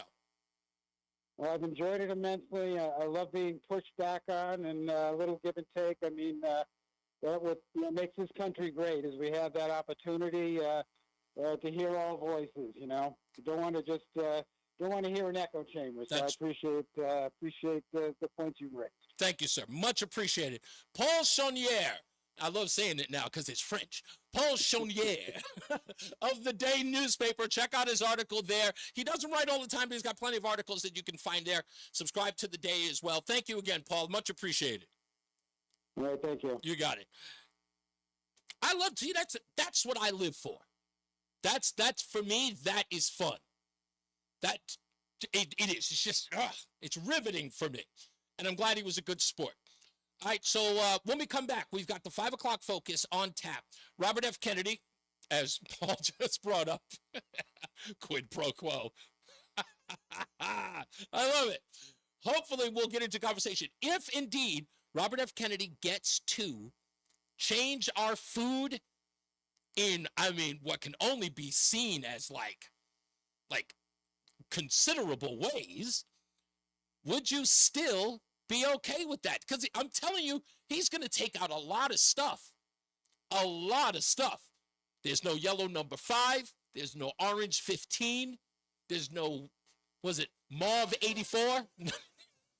None of those additives that, make for healthy bones. I'm kidding. Let's get to another check in the traffic with Mark Christopher in the BPS Traffic Center. Mark, he's going to get rid of yellow number 5. You kidding me? Yellow number 5. Yeah, it's going to get rid of it. Yellow number 5. I don't know what it is other than here it's tar. What color are my Cheetos going to be? They're orange now. What are they going to be? I don't know. They might just be like Tortitos, like the tan or yellow one. Yeah, whatever that is. Which will be fine if they taste the same. I don't care. They're not. So, they're not going to taste. No, they won't taste. Everything's going to taste like wood. Well, I guess I'm going to have to start eating salads and stuff. Oh well. What are you going to do? Yeah. It's progress, I guess. If you're heading into Hartford, Reese, the eastbound side of I-84, look for delays now as you approach exit 44 Prospect. Hey, you want trouble? You don't want them. Oh, we had another What's that? I do. All right, then. Stop all the complaining. Side of 84, delays 56 Governor Street out to 47 Sigourney, 91 southbound slowing 33 to 32, again 27 to 28, northbound 91 moving well, Cromwell through downtown up into Windsor. 291 eastbound slowing I-91 over to the Bissell Bridge. If you're heading Route 2 eastbound, a little slow by 5C in East Hartford. 3 northbound, some slow traffic, Putnam Bridge up to the Route 2 ramps in Glastonbury. 291 eastbound's a little slow, I-91 over to the Bissell Bridge, heading into Middletown. 9 northbound, you've got delays approaching Harbor Park to the Aragoni Bridge. Sluggish traffic, 9 northbound again from 30 in Berlin up to exit 34 in New Britain. If you're traveling on the eastbound side of 84 heading into Waterbury, got some slow traffic approaching 17 up to the Mixmaster. Westbound 84 is tied up 26 to 25 and again by the Mixmaster. 84 eastbound Danbury tight 3 to 5. Again 84 eastbound slowing in Newtown. It's sluggish 9 to 11. Southbound Parkway delays 62 down to 60. Northbound Parkway slow traffic 59 up to exit 60 in Hamden. And 95 southbound delays 46 to 43 in West Haven. Traffic and weather together on the 8th WTIC News Talk 1080. WTIC weather. This afternoon, skies remain mostly sunny. The high getting up to around 60 degrees in the Hartford area. Partly cloudy conditions tonight with lows in the 30s. We'll have a mixture of sunshine and clouds tomorrow. Highs in the mid to upper 50s. Mostly cloudy Wednesday night with chance for some showers late at night, especially after midnight. The low around 40. Thursday looks rainy, breezy, and cool. Haven't had a day like that in a while. Highs 45 to 50. Some showers around Thursday night and even a few lingering showers into Friday with considerable cloudiness and highs only in the 40s. I'm meteorologist Bob Cox in the WTIC Weather Center. WTIC is 99 and throwing a year-long celebration to 100 years on the air. This is WTIC and WTIC FM HD2 Hartford. Always live on the free Odyssey app. WTIC News Time is 5 o'clock. Good afternoon. I'm David Shapiro, and we are down to 54 degrees in Hartford. We'll be getting down into the 30s overnight. Well, this is not exactly Mother's Day across Connecticut, with word of 2 Nutmeg State moms in need of lawyers. One is 40-year-old Lindsay Powell, who's now charged with leaving her 4 young children home alone in Vernon with a bare fridge and a bare everything else too, say cops. The kids, all under the age of 11, were left with no clothing, while Powell was found and busted in Poughkeepsie before getting extradited back here to Connecticut. West Haven mother Shania Outlaw has been busted in connection with a high school football game fight. Outlaw is accused of breach of peace and interfering when cops say her son and more than 100 other teens got involved in the melee. 8 teens were also arrested. In Ledyard, a 45-year-old Hartford woman is charged with driving around with 9 hypodermic syringes and 5 crack pipes. Cops say they discovered the paraphernalia and narcotics after pulling over Susan Pereira for having a tinted cover over her rear license plate. Well, will it ever see the light of day? That's the big question about the House Ethics Committee report into Trump Attorney General pick Matt Gaetz. CBS's Christian Benavides. The House Ethics Committee is determining whether it will release its report about the former congressman, detailing some of its findings into allegations that include sexual misconduct. She observed to her right Representative Gaetz having sex with her friend who was 17 at the time. An attorney representing a woman who claims she was paid to attend sex parties with Gaetz says he has turned over to the committee Venmo and PayPal transactions showing payments for sex and text messages where Gaetz refers to illegal drugs in code words. President-elect Trump's Stormy Daniels hush money case returns to the news, says CBS's Taureen Small. Prosecutors in President-elect Donald Trump's New York hush money case are arguing his conviction should not be dismissed, but say they're open to putting sentencing on hold. Tuesday's recommendation from Manhattan District Attorney Alvin Bragg acknowledged the case raises unprecedented legal questions and asked the court to consider postponing a decision until after Trump completes his upcoming term in 2029. This is a big payday for dozens of nonprofit groups, thanks to big money donations from the founder of Paycheck. Paycheck's founder, Tom Golisano, has handed out $85 million worth of checks to 41 Southwest Florida nonprofit organizations, no strings attached. Many of them work with intellectually and developmentally disabled people, like Golisano's son, Stephen. I didn't want him to become a ward of the state, and that kind of drove me financially. Karen Govern heads one of those organizations, which received $5 million. This is a transformative gift. Golisano has roots in Western New York and Southwest Florida. He's helped fund hospitals in both areas. His biggest donation this week, $10 million for the hospital in Fort Myers that bears his name. Peter King, CBS News, Orlando. Oh, it was a mixed day on Wall Street. But the Dow remained in the red for the day on rising tensions between Russia and Ukraine's allies. Walmart stock surged to a record high on holiday shopping optimism, while AI chipmaker NVIDIA rallied higher ahead of its third quarter earnings results due on Wednesday. The Dow lost 120 points to 43,269, while the Nasdaq gained 195 points to 18,987, and the S&P advanced higher by 23 points to 5917. Jason Brooks, CBS News. And for more, go over to WTIC.com. I'm David Shapiro, WTIC 1080 News. Men, we hear it all the time. A man comes in to get his erectile, and very soon thereafter, he tells us that his relationship has come back to life. This is Dale for Northeast Men's Health, and you should know that ED doesn't affect just you. It also often affects your partner. They can feel undesired, unwanted. They may even feel like you don't love them anymore. At Northeast Men's Health, we've successfully treated thousands of men for ED with protocols that have success rates well over 90%, which means if you're like most men, we can get you back to the guy you used to be. You could even last up to an hour or more and find you're performing like you haven't in years. So call us today and give your partner the gift of renewed love. Your first visit is only $99 and includes blood work, a medical consult, and if medically advised, a test dose. And if that test dose doesn't work in the office, you're 800-930-5956 or go to northeastmenshealth.com. We have 5 offices across the Northeast to serve you. Northeast Men's Health, a Promenic restorative health practice. You're listening to Reese on the Radio, filling in today for Todd Feinberg on WTIC News Talk 1080. It's the 5 o'clock focus. It's the 5 o'clock focus. I'm focused, man. 5 o'clock focus on News Talk 1080 WTIC. Your phone calls coming up very soon. If you're just joining us and you're just getting out of work and getting into your car, 5 o'clock focus question. Robert F. Kennedy is going to be, well, if he's confirmed, the head of Health and Human Services. And he has vowed to pretty much change our entire food supply. From everything from USDA to the FDA, CDC, everything that we eat and we ingest into our bodies, he is going to reform. And I know it's a good thing. Roland's already yelling at me. I thought, you happy Trump is elected or not?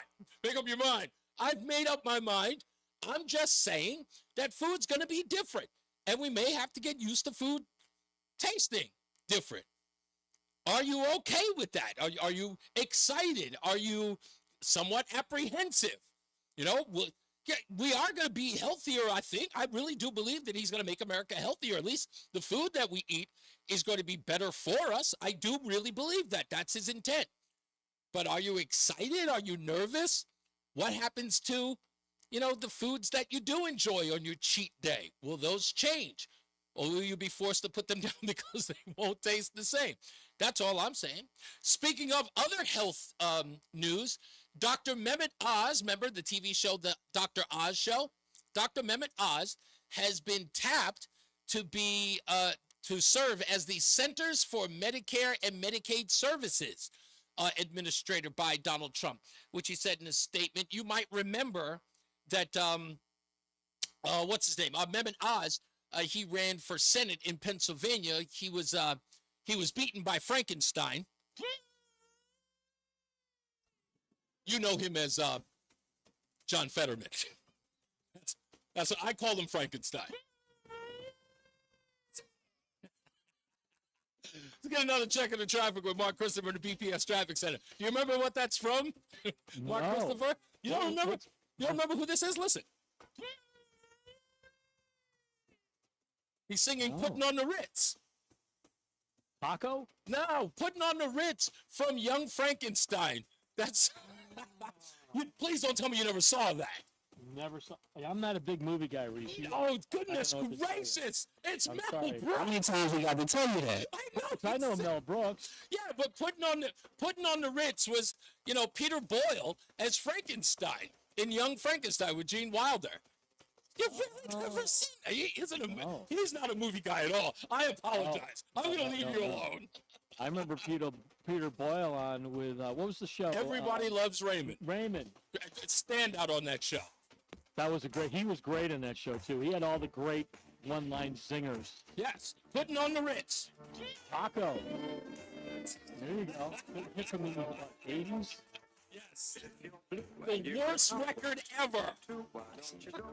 You hate this song? Oh my goodness. People would put it on and think it was clever. Not a big Reese not a big fan of this song, Reese. No, I'm going to not shut at it off then. I don't want to, throw you off here.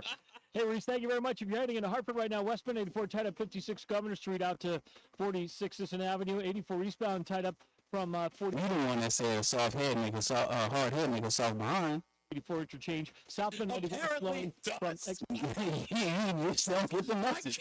32 A and again 27 to 28. Southbound 91. Movies, and he's like, no, I've never seen it. I'm like, you think this guy's never been to a movie theater? Jesus. He probably takes his kid and don't even pay attention to what's going on. Today for West 2 eastbound a little tight between 5A and 5C in East Hartford. 3 northbound heavy Putnam Bridge over to the Route 2 ramps, exit 13B and C. If you are traveling on the northbound side of Route 9, some slow traffic in Middletown, Harbor Park to the Oregoni Bridge. Again, some slow traffic 32 to 34 as you move up into New Britain. 84 westbound tied up from approaching 26 in Cheshire up to 23 in Waterbury, again slowing on the Mixmaster. 84 eastbound tied up 17 to the Mixmaster in Waterbury. 84 eastbound slowing in Danbury 3 to 5, again from exit 10 to 11 in Newtown. Southbound Parkway delays 61 down into the West Rock Tunnel. Northbound Parkway slowing 59 up to exit 60 in Hamden. 95 southbound, you've got delays 46 to 43 in West Haven. Traffic and weather together on the 8th WTIC News Talk 1080. WTIC weather. Partly cloudy and chilly tonight, the low down to 38. One more mild day before things change up big time for us the rest of the week. On Wednesday, sunshine, a few clouds, a dry day, but the heaviest rain in months starting Wednesday night, the high of 60 during the day. Periods of rain late that continues into the day on Thursday. Will be heavy at times during the day Thursday. Increasingly windy, too. That combination of wind and heavy rain going to make for some tough travel, so do expect some problems out of the road Thursday, the high of 46, so a very damp, raw, and chilly day. Mostly cloudy, couple of showers Friday, still damp, raw, and chilly with the high of 42. Likely to feel more like upper 30s with a bit of a breeze out of the southeast. Mostly cloudy, windy Saturday, the high up to 49. Going to feel a lot cooler with the northwest wind cranked up to 15 to 25 miles an hour. Still very breezy on Sunday, the high of 50, feeling like 40s at best with the west-northwest winds. Right now, Mansfield 46, New London also 46. It's 55 in Hartford. I'm meteorologist Jason Caterina in the WTIC Weather Center. If you're driving a car or truck with an expired warranty and suddenly lost your transmission or needed a full engine repair, would a $4,000 repair bill leave you stranded? I'm Danica Patrick. Don't get caught off guard with a vehicle breakdown. Choose the company I trust, Endurance. No matter the mileage, if your vehicle is less than 20 years old, Endurance offers auto protection plans for any budget. Protection on the drivetrain, electrical, transmission, AC, and more. Plus 24/7 roadside assistance and rental car reimbursement on any plan. Endurance handles everything, from making the claim to paying the certified mechanic of your choice. Act now and get 1 full year of elite benefits. A $2,000 value, free. Endurance has paid hundreds of millions in claims. Call for your fast free quote today. Call 800-291-1305. That's 800-291-1305. 800-291-1305. This is a commercial from Psychics, America's most trusted psychic network. So, if you're waiting for a sign, this is it. No, really, this is it. You won't see your soulmate's face in the clouds or your career path mapped out in your cappuccino foam. This really is it. We could add some dramatic sound effects if you'd like. So what you waiting for? Experience the joy of certainty at CaliforniaPsychics.com. Babes, what are you doing? What? I'm just mowing the lawn. No, it's blazing hot and dry out here. Don't you remember? Smokey Bear says. Avoid using power equipment when it's windy or dry. Where'd you learn this? Oh, it's on SmokeyBear.com with many other wildfire prevention tips. Right. Thanks, Honey Bear. Because remember, only you can prevent wildfires. Brought to you by the USDA Forest Service, your state forester, and the Ad Council. It's the 5 o'clock focus. It's the 5 o'clock focus. I'm focused, man. All right, let's get right to it. If Robert Kennedy has his way, he is going to completely reform our food. Are you excited about it? Apprehensive? You tell me. I'm scared to death. Let's go to Fred in Middletown. Thanks for holding, Fred. How are you? Hey, I'm good. So you have nothing to fear. Yesterday's Shattuck show was actually a treatise on this very subject, RSK and food. Both Joe and Rudy called up and went on at great length. Here's something Joe dropped. It's red number 5. Right. And he said in America, he goes, I want to talk about red number 5. In America, it's some insane thing, strychnine or benzyne or some crazy thing, whereas in Europe, red number 5 is made from like berry extract. Okay. So it's just that easy. It's like, why do we let them do it? And then I heard Glenn Beck had some Kennedy thinking person on the other day who said there's like 1,000 ways to say sugar. Mm-hmm. You know, there's 1,000,000 words that mean sugar. And another thing, I think Rudy dropped this. McDonald's hired a guy away from the Army who was making like the MREs, the meals ready to eat. And the deal with those is they last 25 years, you know. And like something called meat glue that's in the chicken nuggets. And that is, you know, that is the conquest of the chemist over the cook. Yeah.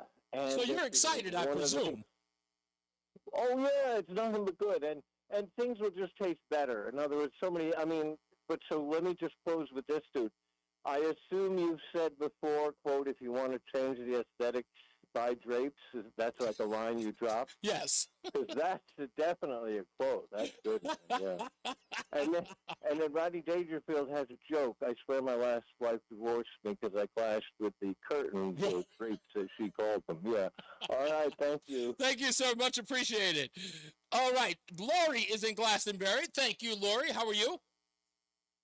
I'm well. Y'all were off to a rollicking start this afternoon. and initially, I wanted to talk about, I tagged you in something on Twitter. Okay.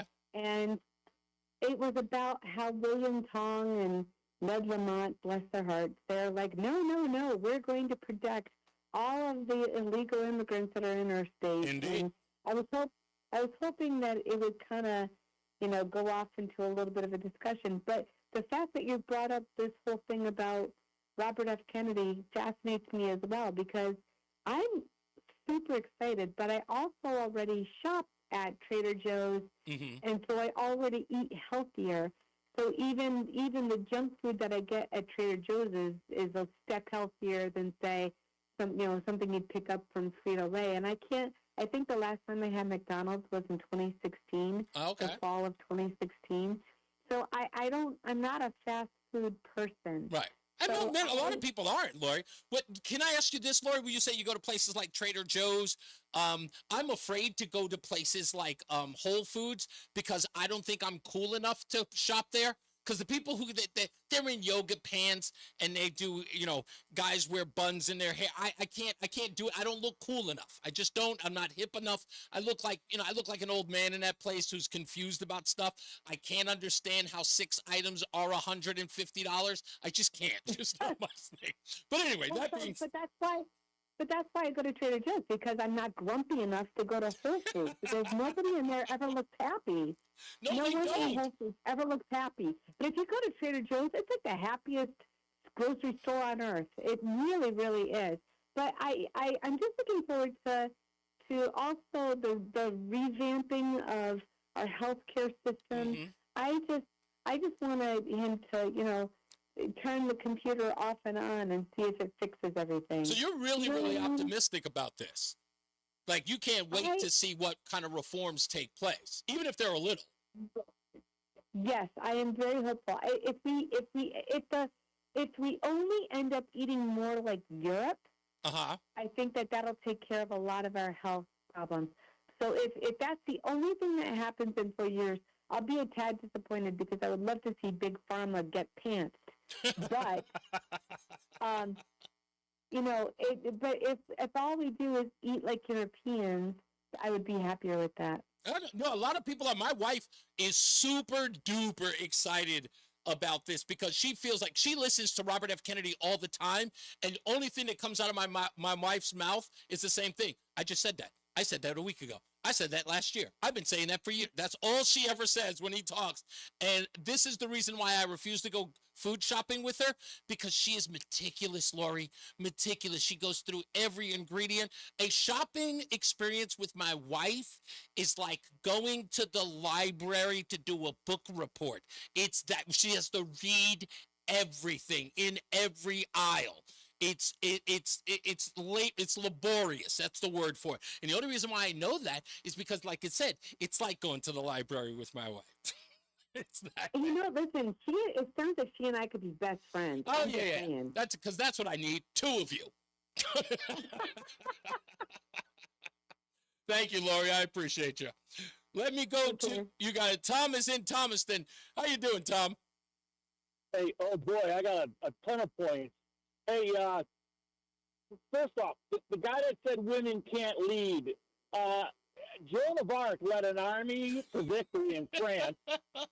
And by the way, great movie, Reese. Yes. The Passion of Joan of Arc. Have you ever seen it? Of course.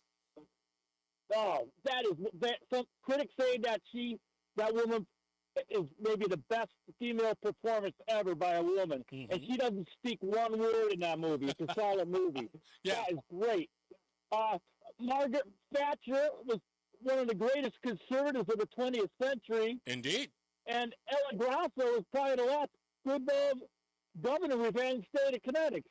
So women can rule. Clearly can. Clearly can. Yeah. Without a doubt. And, okay, did you have something else that you want to add to the 5 o'clock focus?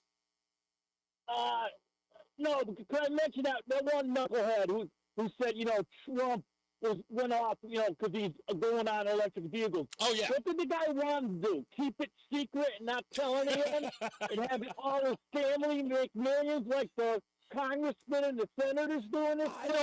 I don't understand how making a public declaration that he is going to inject a policy or remove regulation from that is now some sort of underhanded deal. It's like... Well, I know why it was for that guy. Yeah. Because he hates Trump. Yeah. And that was the way to hate Trump, saying that Musk is taking all advantage of it. I know. Like I said, I think that Chris sort of came off as this show me the man, I'll show you the crime. I think that's what it was about. Exactly. Oh, a great quote, Reese. You know it? Which one? Wow, what a set of knockers. Movie quote. One of the best ever. Thank you, Tom. I appreciate you. George in St. Louis, how are you, sir? Hi, Reese. You're a little late today. What's going on? Well, I was putting up Christmas lights. By the way, food isn't the only problem that you should be worried about. Our exposure to microwaves has exploded in the last 10 years. I thought people were getting away from those, George, because I can't find a microwave anywhere anymore. Yeah, it's something you can't see, obviously, but the cell phone towers, the transmission lines. And by the way, if you own an electric vehicle, after 2 years, you should be well done by now. Yeah, the amount of radiation is considerable.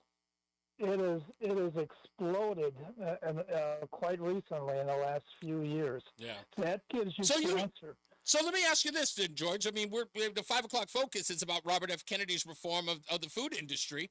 Are you apprehensive about him taking the reins, or do you think food will be better, or you think it'd be worse?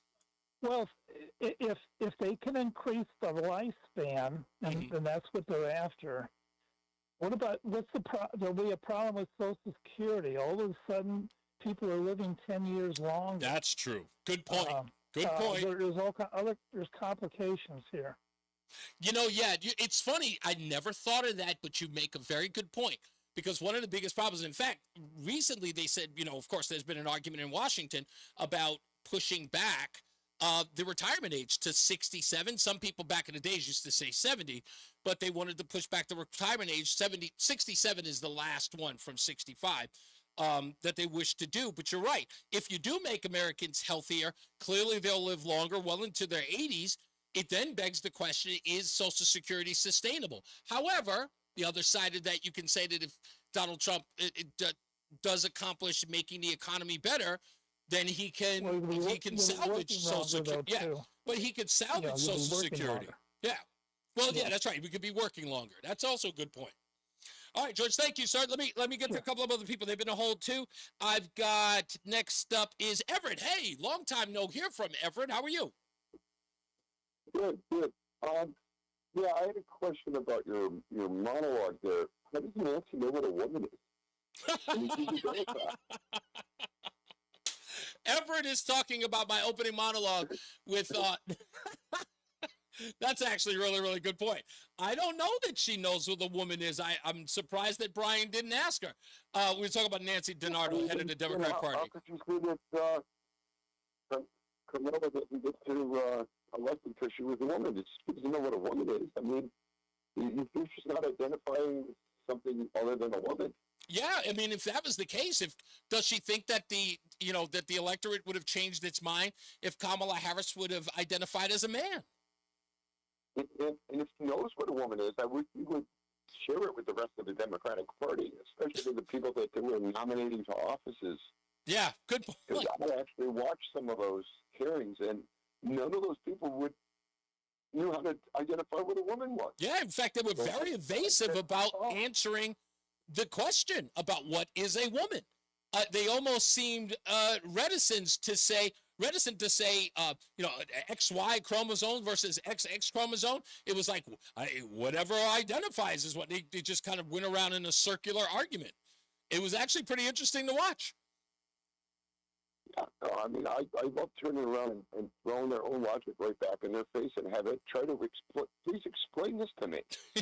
It's a good point. I mean, it is. I didn't even think to even mention it, but I was just listening to her diatribe, which was why I made it a part of the opening monologue, saying that a flawless campaign, but in my view, how could it possibly be flawless? She was a woman.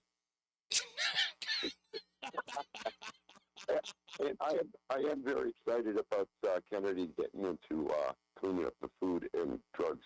So, if I were to ask you, Everett, what would your excitement be? Like, what the changes are going to be, the taste of food, how pharmaceutical companies react. Like, what would be your focus on day one for him? Actually, I do a lot of my own cooking. Okay. I don't usually, again, I bring my own lunch. I'm pretty self-efficient. I don't go to these restaurants. Right. I don't do microwaves, burritos, pre-prepared food. But I know a lot of people that love to hear about eat that stuff on a regular basis, and I know it's not good for them. Would you be excited? Would you be excited because? Would you be excited if a lot of the things that you already sort of adapted your lifestyle to, that you saw Robert Kennedy was actually doing that in HHS, or putting those things that you already were sort of implementing in your own life, if he started implementing them writ large in the food industry? Yeah, I think that, we're human beings. We tend to be lazy, and we're going to do something that's fast and easy. And, damn the torpedoes, as they say, I think if they cleaned it up, I think it would solve a lot of health issues that we have in the United States that they don't have in other countries. Yeah, I think you're right about that. One of the things that my wife is really excited about, because she keeps saying it to me, it was like, she goes, I cannot wait to eat healthier, that our lives will be healthier and live longer. I'm telling you, my wife is one of the most gun-ho people in the world. That's why I did today's 5 o'clock focus, because during our walk yesterday, I've never seen her more excited about Washington and about a sort of remaking of an administration. Thank you, Everett. Let's get to the BPS Traffic Center with Mark Christopher. Mark, you there? Right here, Reese. Thank you very much. Good afternoon to you, and good afternoon, everyone. Well, if you're heading into Hartford right now and you're on the southbound side of I-91, look for some sluggish traffic moving through Windsor 36 and 35. Again, delays in Hartford approaching 32, another bump down by exit 28. And once again, a little slowdown as you move down into Meriden by exit 19. Northbound 91 moving well, Cromwell through downtown up into Windsor. Westbound 84 tied up 56 Governor Street out to exit 47 Sigourney Street. 84 eastbound, you're locked up from exit 44 Prospect Oakwood down into the tunnel. Again, a little slow out by exit 59. 291 eastbound tied up from I-91 over to exit 4 in South Windsor. 2 eastbound slowing come off I-84 out to exit 5C. 2 westbound slows by 5D, and again as you merge with 84 West. If you're heading into Middletown, 9 northbound delays Harbor Park to the Aragoni Bridge. Again, delays approaching 32 in Berlin up to 34 in New Britain. If you're heading 84 eastbound into Waterbury, delay 17 up to the Mixmaster. Westbound 84 is sluggish from the 691 interchange up to exit 25 in Waterbury. 84 eastbound Danbury tight 3 to 5. Again, 84 eastbound some slow traffic from 9 to 11 in Newtown. Southbound Parkway delays 16 to the West Rock. 91 southbound you're slowing in New Haven 8 down in toward the 95 interchange. And 95 southbound delays 46 down to 43 in West Haven. Traffic and weather together on the 8's WTIC News Talk 1080. WTIC weather. This afternoon, skies remain mostly sunny. The high getting up to around 60 degrees in the Hartford area. Partly cloudy conditions tonight with lows in the 30s. We'll have a mixture of sunshine and clouds tomorrow, highs in the mid to upper 50s. Mostly cloudy Wednesday night with chance for some showers late at night, especially after midnight, the low around 40. Thursday looks rainy, breezy, and cool. Haven't had a day like that in a while. Highs 45 to 50. Some showers around Thursday night and even a few lingering showers into Friday with considerable cloudiness and highs only in the 40s. I'm meteorologist Bob Cox in the WTIC Weather Center. And now, a WTIC news update. WTIC news time is 5:30. 40-year-old Lindsay Powell of Vernon being held on a $250,000 bond on charges of leaving her 4 kids home alone. Police say the kids, all under 11, were found in a filthy home with no food in the fridge and no clothing, while Powell was busted dozens of miles away in Poughkeepsie. A West Haven mother of 4 is arrested in connection with a high school football game brawl involving her son and over 100 other teens. 35-year-old Shania Outlaw is accused of interfering and breach of peace. A smoky wildfire north of the state line made for a hazy day for Connecticut. Complaints about smoke in the air from the fire up in Great Barrington were heard from Southington all the way down to New Haven. Politicians turned out to announce a neighborhood renewal project plan in Bridgeport that will see what had been a coal-fired power plant replaced by apartments and stores. Governor Lamont was there. 5 years ago, this was belching coal-fired smoke out in the neighborhood. And now, as you heard, it's probably a mix of residential and mixed use and open space. It's an amazing bit of progress that I think we all should be proud of. Prosecutors in the Stormy Daniels hush money trial of President-elect Trump oppose dismissing the case. One possibility now is to delay sentencing until Trump's next exit from the White House. Howard Lutnick is Trump's choice for Commerce Secretary. Lutnick, the head of Wall Street's Cantor Fitzgerald firm, had been reported to be in the running for Treasury Secretary. I'm David Shapiro, WTIC 1080 News. Wesley is a truck driver. I drive a truck, and I love what I do. A truck driver with IRS troubles. They told me I owed them $43,000. It got really bad. Quite a few letters in the mail. They were talking about wage garnishment, coming after my house, my car. Yeah, they don't play around. I seriously thought that I was going to lose everything. One sleepless night, Wesley finally made a call to Optima Tax Relief at 2 a.m. Kind of figured I'd get a machine, but I didn't. I actually got to talk to an actual person in the middle of the night. He found just what he was looking for. Oh, they were great people. You need a team of people that know what they're doing. Optima Tax, they know what they're doing. Optima Tax Relief came through with flying colors. I saved an incredible amount of money. Happy don't even come close. I was absolutely overjoyed. Take Wesley's advice. If you're in any kind of trouble with the IRS, call Optima Tax Relief. Don't trust anybody else. Call Optima for a free consultation. Call 800-354-2840. 800-354-2840. 800-354-2840.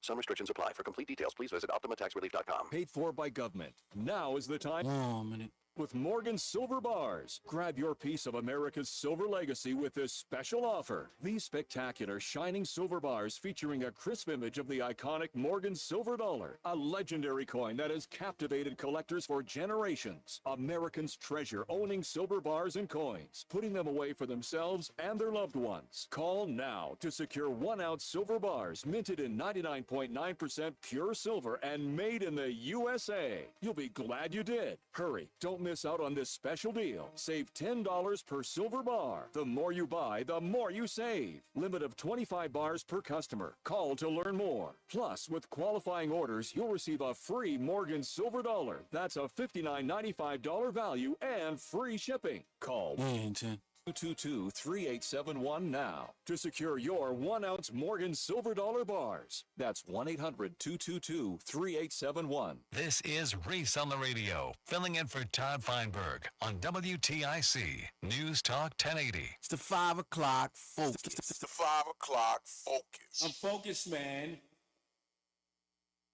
Sorry. Oh, darn it. My phone is doing weird things. Sometimes the 5 o'clock focus hits. Sometimes it misses. It's not always perfect. I like that. You guys give me a little run for my money sometimes. But this one, I'm liking this 5 o'clock focus. Why? Because for some odd reason, you folks are interested in food. I'm not a foodie. I'm just not. I'm not a foodie. Roland, you're a foodie in the sense of, and I think we had this conversation when I first started here. You're a foodie in the sense of you like to cook and you like New Orleans food, like gumbo in particular and seafood, right? It's not New Orleans food. It's my home, man. My home. Oh, food. right. I'm just saying it's New Orleans food, right? Yeah, it is. Yeah. Okay, so you're a foodie in that sense, right? Like are you the type of person that remembers food? Like in essence, like you can remember a time you had a meal at a particular place, be it, you cooking, your wife cooking, or a restaurant. Absolutely. You can. So you can pinpoint that particular restaurant you went to. I cannot. I'm just like the best steak I ever had when I did eat beef when I was in college. I don't know. I don't know what they did to it because I'm used to having the T-bones and. Okay. But it was a particular. Do you remember what cut you had? Like a porterhouse? Yeah, I don't know. It wasn't a porterhouse. It was no bone. Okay. It was no bone. But it just melted like butter. Yeah. Okay. And you remember the restaurant, you remember the occasion in which you went, right? Yep, I was with my girlfriend. She was a model on BET's Comic View. She was on the stage. She went to University of New Orleans with me. We stayed in the same apartment complex. And she took me out on a date. Okay. I said, I don't really eat a lot of steak. And she was like, well, you're going to love this one. And she took me to the place. She was a high-end chicken. I was dirt poor. Oh, okay. So that's why. Okay. So you remember it. So again, I am not this person. I cannot romanticize food. Come on, man. I just can't. It's weird. Man. No. I've been to plenty of restaurants. In fact, I've been to plenty of famous restaurants and famous establishments, like in hotels.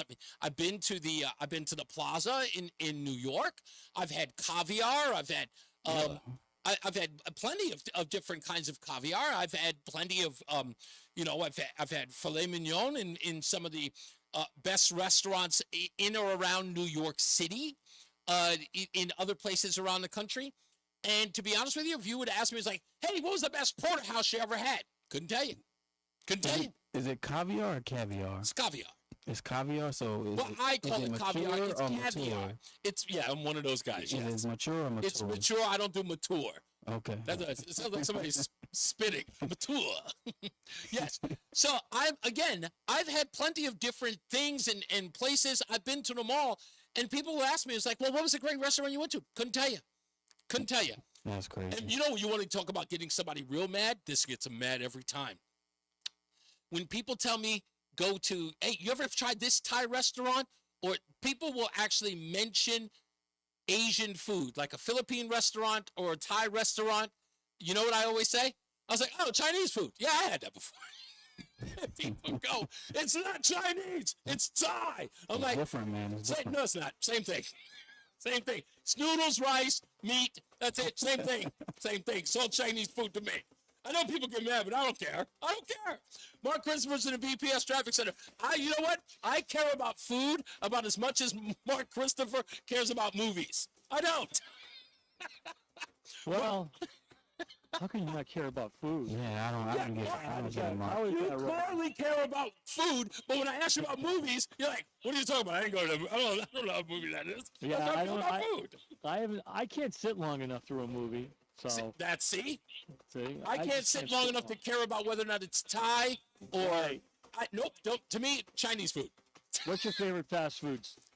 Oh, if you had to go to get fast food right now, right now I'm digging Jack in the Box. I could live in that. Oh, okay. I've never been to a Jack in the Box. Oh, it is amazing. In this area, so it's amazing. It's made with everything that you're not supposed to eat. I love it. Oh yeah.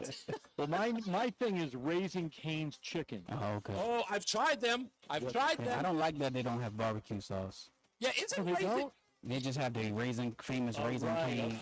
Oh, that's right. Yeah. So that turned me off. Really? Yeah. Huh. I don't know. I can't. Like I said, I've been to every one of those restaurants. I've even been to Bojangles. Have you ever been there? Oh, Mr. Bojangles? Yeah, Mr. Bojangles restaurant. Are outrageous. What's that?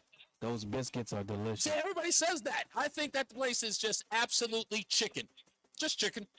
All right. It's chicken to me. That's all. All right. Never liked it. Well, You know what? That's good. It's one less place you're going to go to. There you go. Time. If you're heading into Hartford right now, southbound 91, you've got delays 33. Nah, when it was that honey on that biscuit at Bojangles. Good now. Cromwell up into Windsor. If you're Oh, man, we had one in Fredericksburg that all anybody can talk about. See, I'm in Bojangles, I'm like, heavy. The name is offensive. The name is offensive. I never thought about that. Two eastbound 10. But that food tastes like Bojangles made it. Sure, everybody loves it. That's what they say. Slow as you approach the Aragoni Bridge in Middletown. 9 northbound again tight from exit to 32 up to 34 in New Britain. Eastbound side of 84 sluggish from just after exit 16 in Southbury up to exit 18 in Waterbury. Westbound 84 sluggish approaching 26 to 25 in Waterbury. 84 eastbound in Danbury tight New York, Connecticut line out to 5. And again, 84 eastbound by exit 11 in Newtown. Southbound Parkway, some slow traffic 60 into the West Rock Tunnel. 91 southbound in New Haven, tight from 6 in toward the 95 interchange, and 95 southbound delays 46 to 44 in New Haven. Traffic and weather together on the 8th WTIC News Talk 1080. WTIC weather. Partly cloudy and chilly tonight, the low down to 38. One more mild day before a big change in temperatures as we head through the rest of the week. For our Wednesday, we'll have sunshine, a few clouds, the high of 60. Periods of rain begin on Wednesday night and continue throughout the day on Thursday. It'll be heavy at times, too, and increasingly windy Thursday.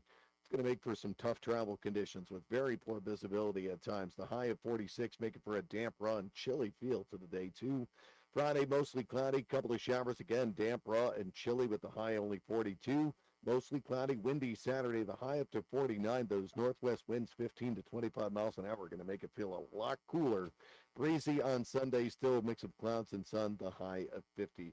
Right now, Bridgeport 54. It's 51 in Bristol, 54 in Hartford. I'm meteorologist Jason Caterina in the WTIC Weather Center. It's Alice Shattuck, and I want to give a huge thank you and congratulations to Awaken 180 Weight Loss on their 10-year anniversary. Paige and her team are celebrating with free consultations now through December 15th. I'm so glad I found Awaken 180, and I'm confident you will be too. Is thinning hair or a receding hairline making you self-conscious? Try Hair Grow from New Nordic. Stop feeling embarrassed about thinning hair and start feeling your best with Hair Grow. Available online at Amazon, Walmart.com, and NewNordicUSA.com. Hi, I'm Joe with SimpleSaleUSA.com, and I buy houses cash. If you own a house and want to sell it fast at a fair price, call me at 203-896-4000.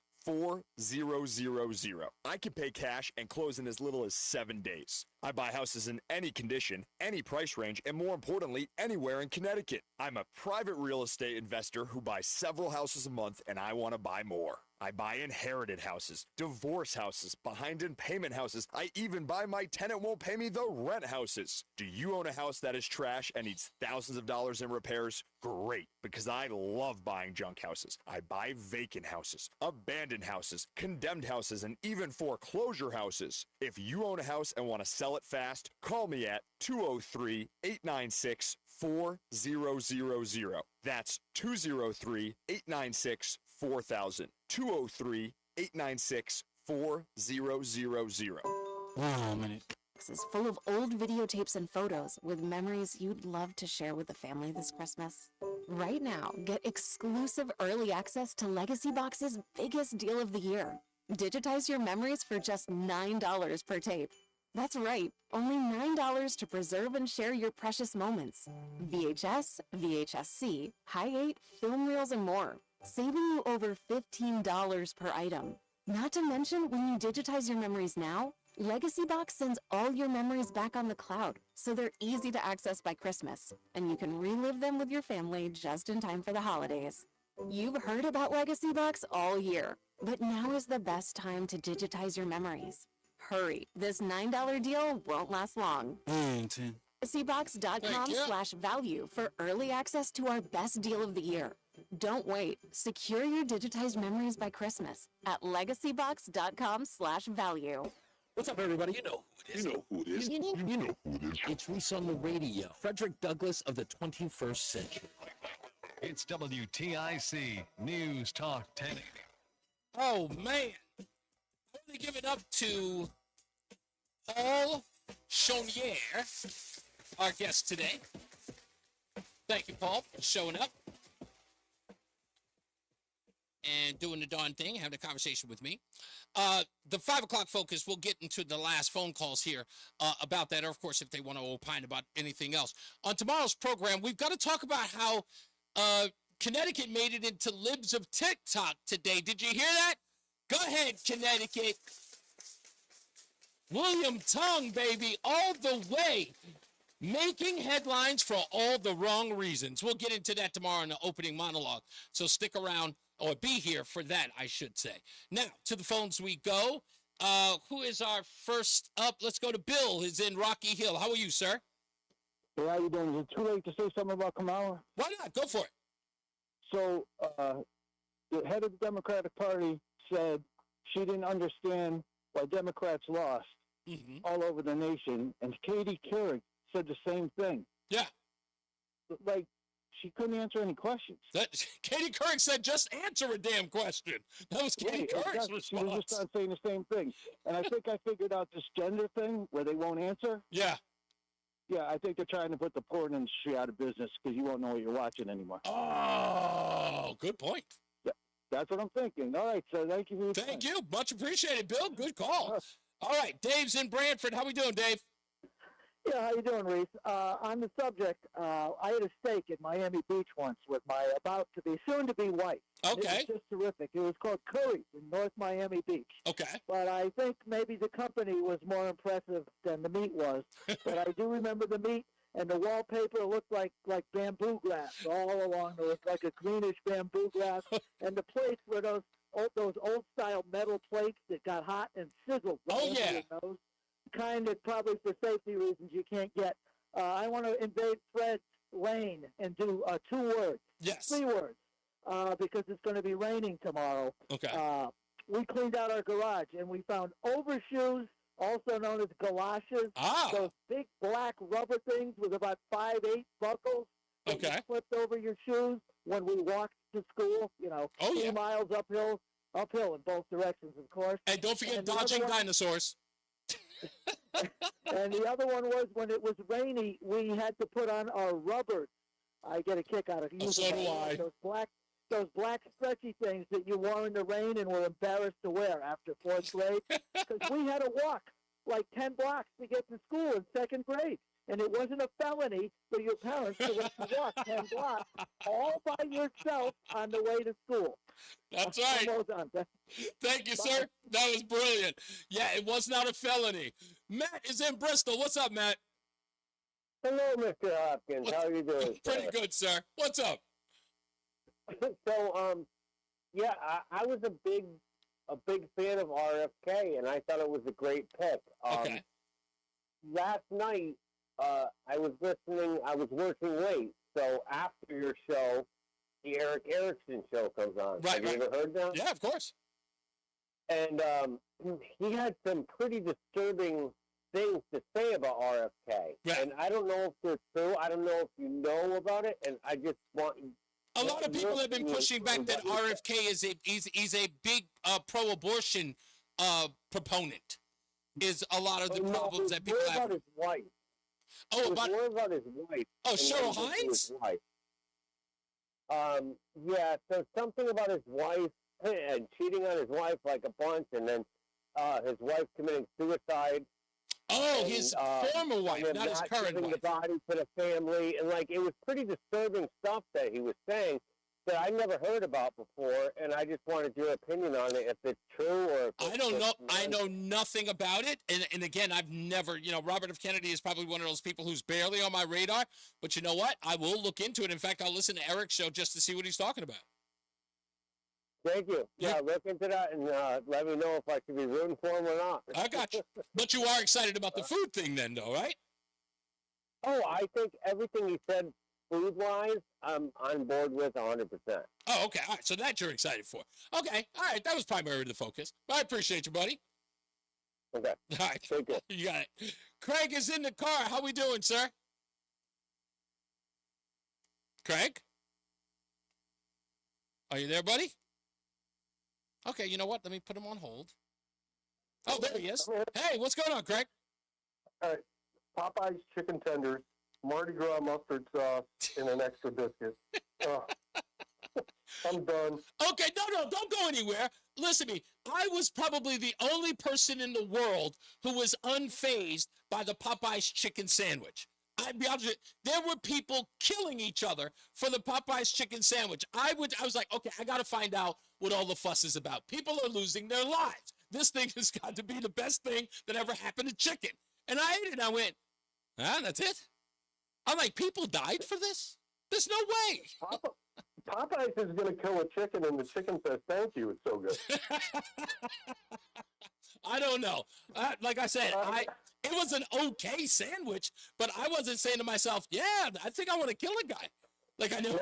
No, it's not the sandwich. It's not the sandwich. It's the tenders. You got to get the tenders with the Mardi Gras sauce. Okay. Oh, my God, it's so good. All right, so this is my most expensive mistake I ever made in my life. Okay. When my kids were preteens, we went to Universal Studios, and I took them to Emeril's restaurant. Okay, all right, I've been there. Yeah, and my 10-year-old son says, I'm going to get chicken tenders. And I said, no, you're not getting chicken tenders at Emeril's. Right, we're at Emeril's, right. You're going to get a filet mignon. That one filet mignon probably cost me $20,000 over the next 10 years. And all the filet mignons my son ordered, because that was now his go-to. Everywhere we went, he had to get a filet. Is it? Oh my good. Okay, look at that, dude. That may have been the most expensive mistake you ever made. I should have let him just get the chicken tenders. Yeah, no doubt. Thank you, boss man. Let's go to White Mike, who's in Florida. How we doing, White Mike? Now, I know you have an opinion on Robert F. Kennedy. No, I don't really care. Oh, you know, good. Okay, what do you got? He's wrong about fluoride in water, but let him be wrong. It's fine. Okay. That's coming from a dental professional, not a whack job like RFK Jr. Fluoridated water prevents cavities in your adult teeth if you consume it when you're a child. Okay. Anyway, I'm going to say that, Trump nominated a bunch of people for cabinet positions. I am so looking forward to the Pete Hegseth Sec Def term. You have no idea. Okay. I cannot wait for him to bring some masculinity and common sense back to the military. Right. There is no reason that we should be pushing DEI and ESG and all this divisive crap on the military. The military is a true meritocracy. That's it. They need to get rid of that general who said too many white men were being fighter pilots. Mike Milley? Well, who else do you think is really good at math? Asians aren't great fighter pilots. Unless we'd be swimming in them. Thank you. You need to be really sharp at math and on top of your game to be a pilot. It happens that like alpha white dudes do that. Sorry. And that black general's got to go. Milley's got to go. Oh, you're talking about Lloyd Austin. No. There's the chairman, the chief of the Air Force is some force. Oh, yes. Two pilots. It's well past time to get rid of all the transgenders in the military, because being a transgender is a condition that's dependent on medicine.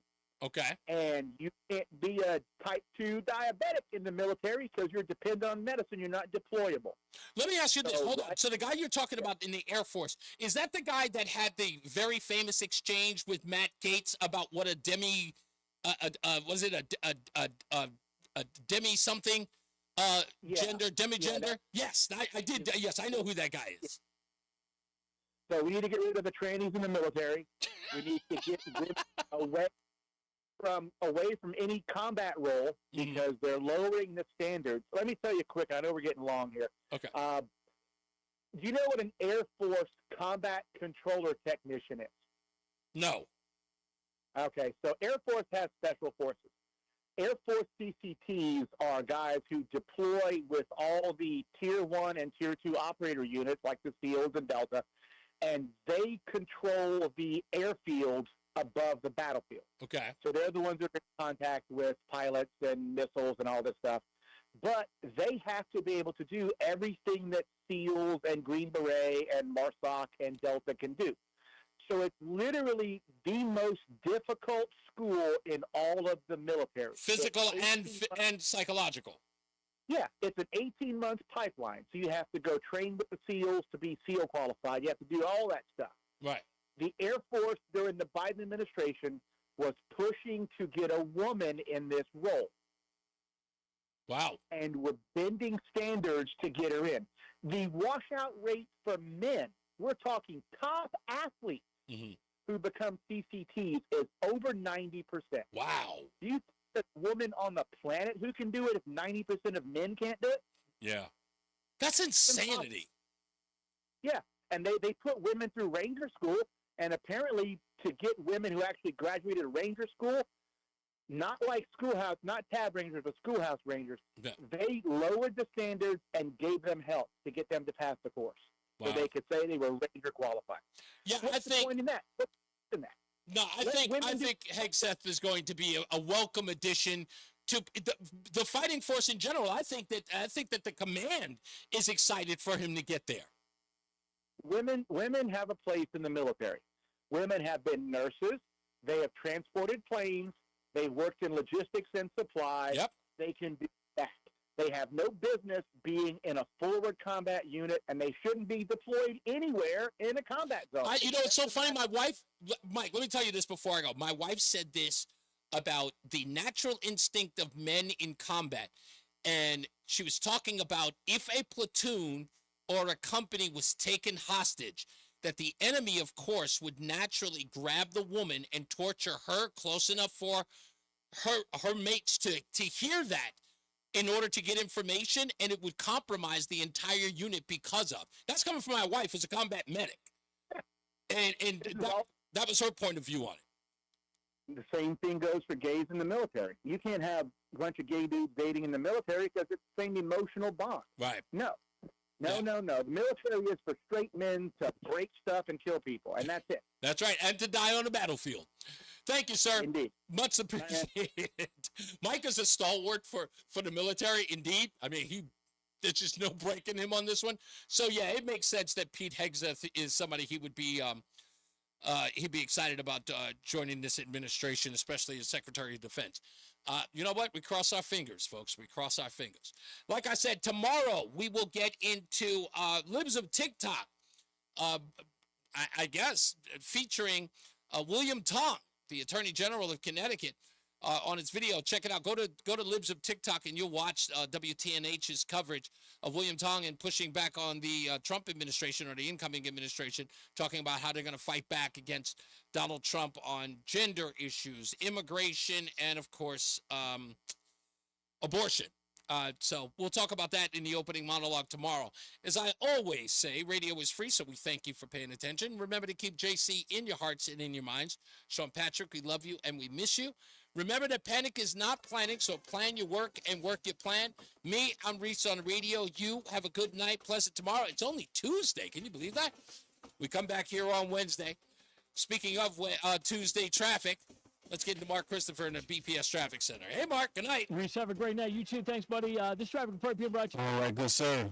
Thank you. 84 that was fun. I like today. Yeah, that shit went nice and smooth. 9A and exit 40 on the eastbound side of right. I will, you already got, you don't have my promo. Let me do that now. Block there. All right, cool. All right, thanks, man. Looks like the police are back to exit 39 behind that. Thank you all. It was great. Thank you, nurse in the military, etc. That's right. I knew people would agree with Mike. They think that a lot of people think Mike is, he's right at that edge. He's one of my favorite people. Okay, so I will check you guys tomorrow. And again, thank you all for contributing. You've been a great help and always a great support. Thank you, Kevin. All right, you guys be good. Love you.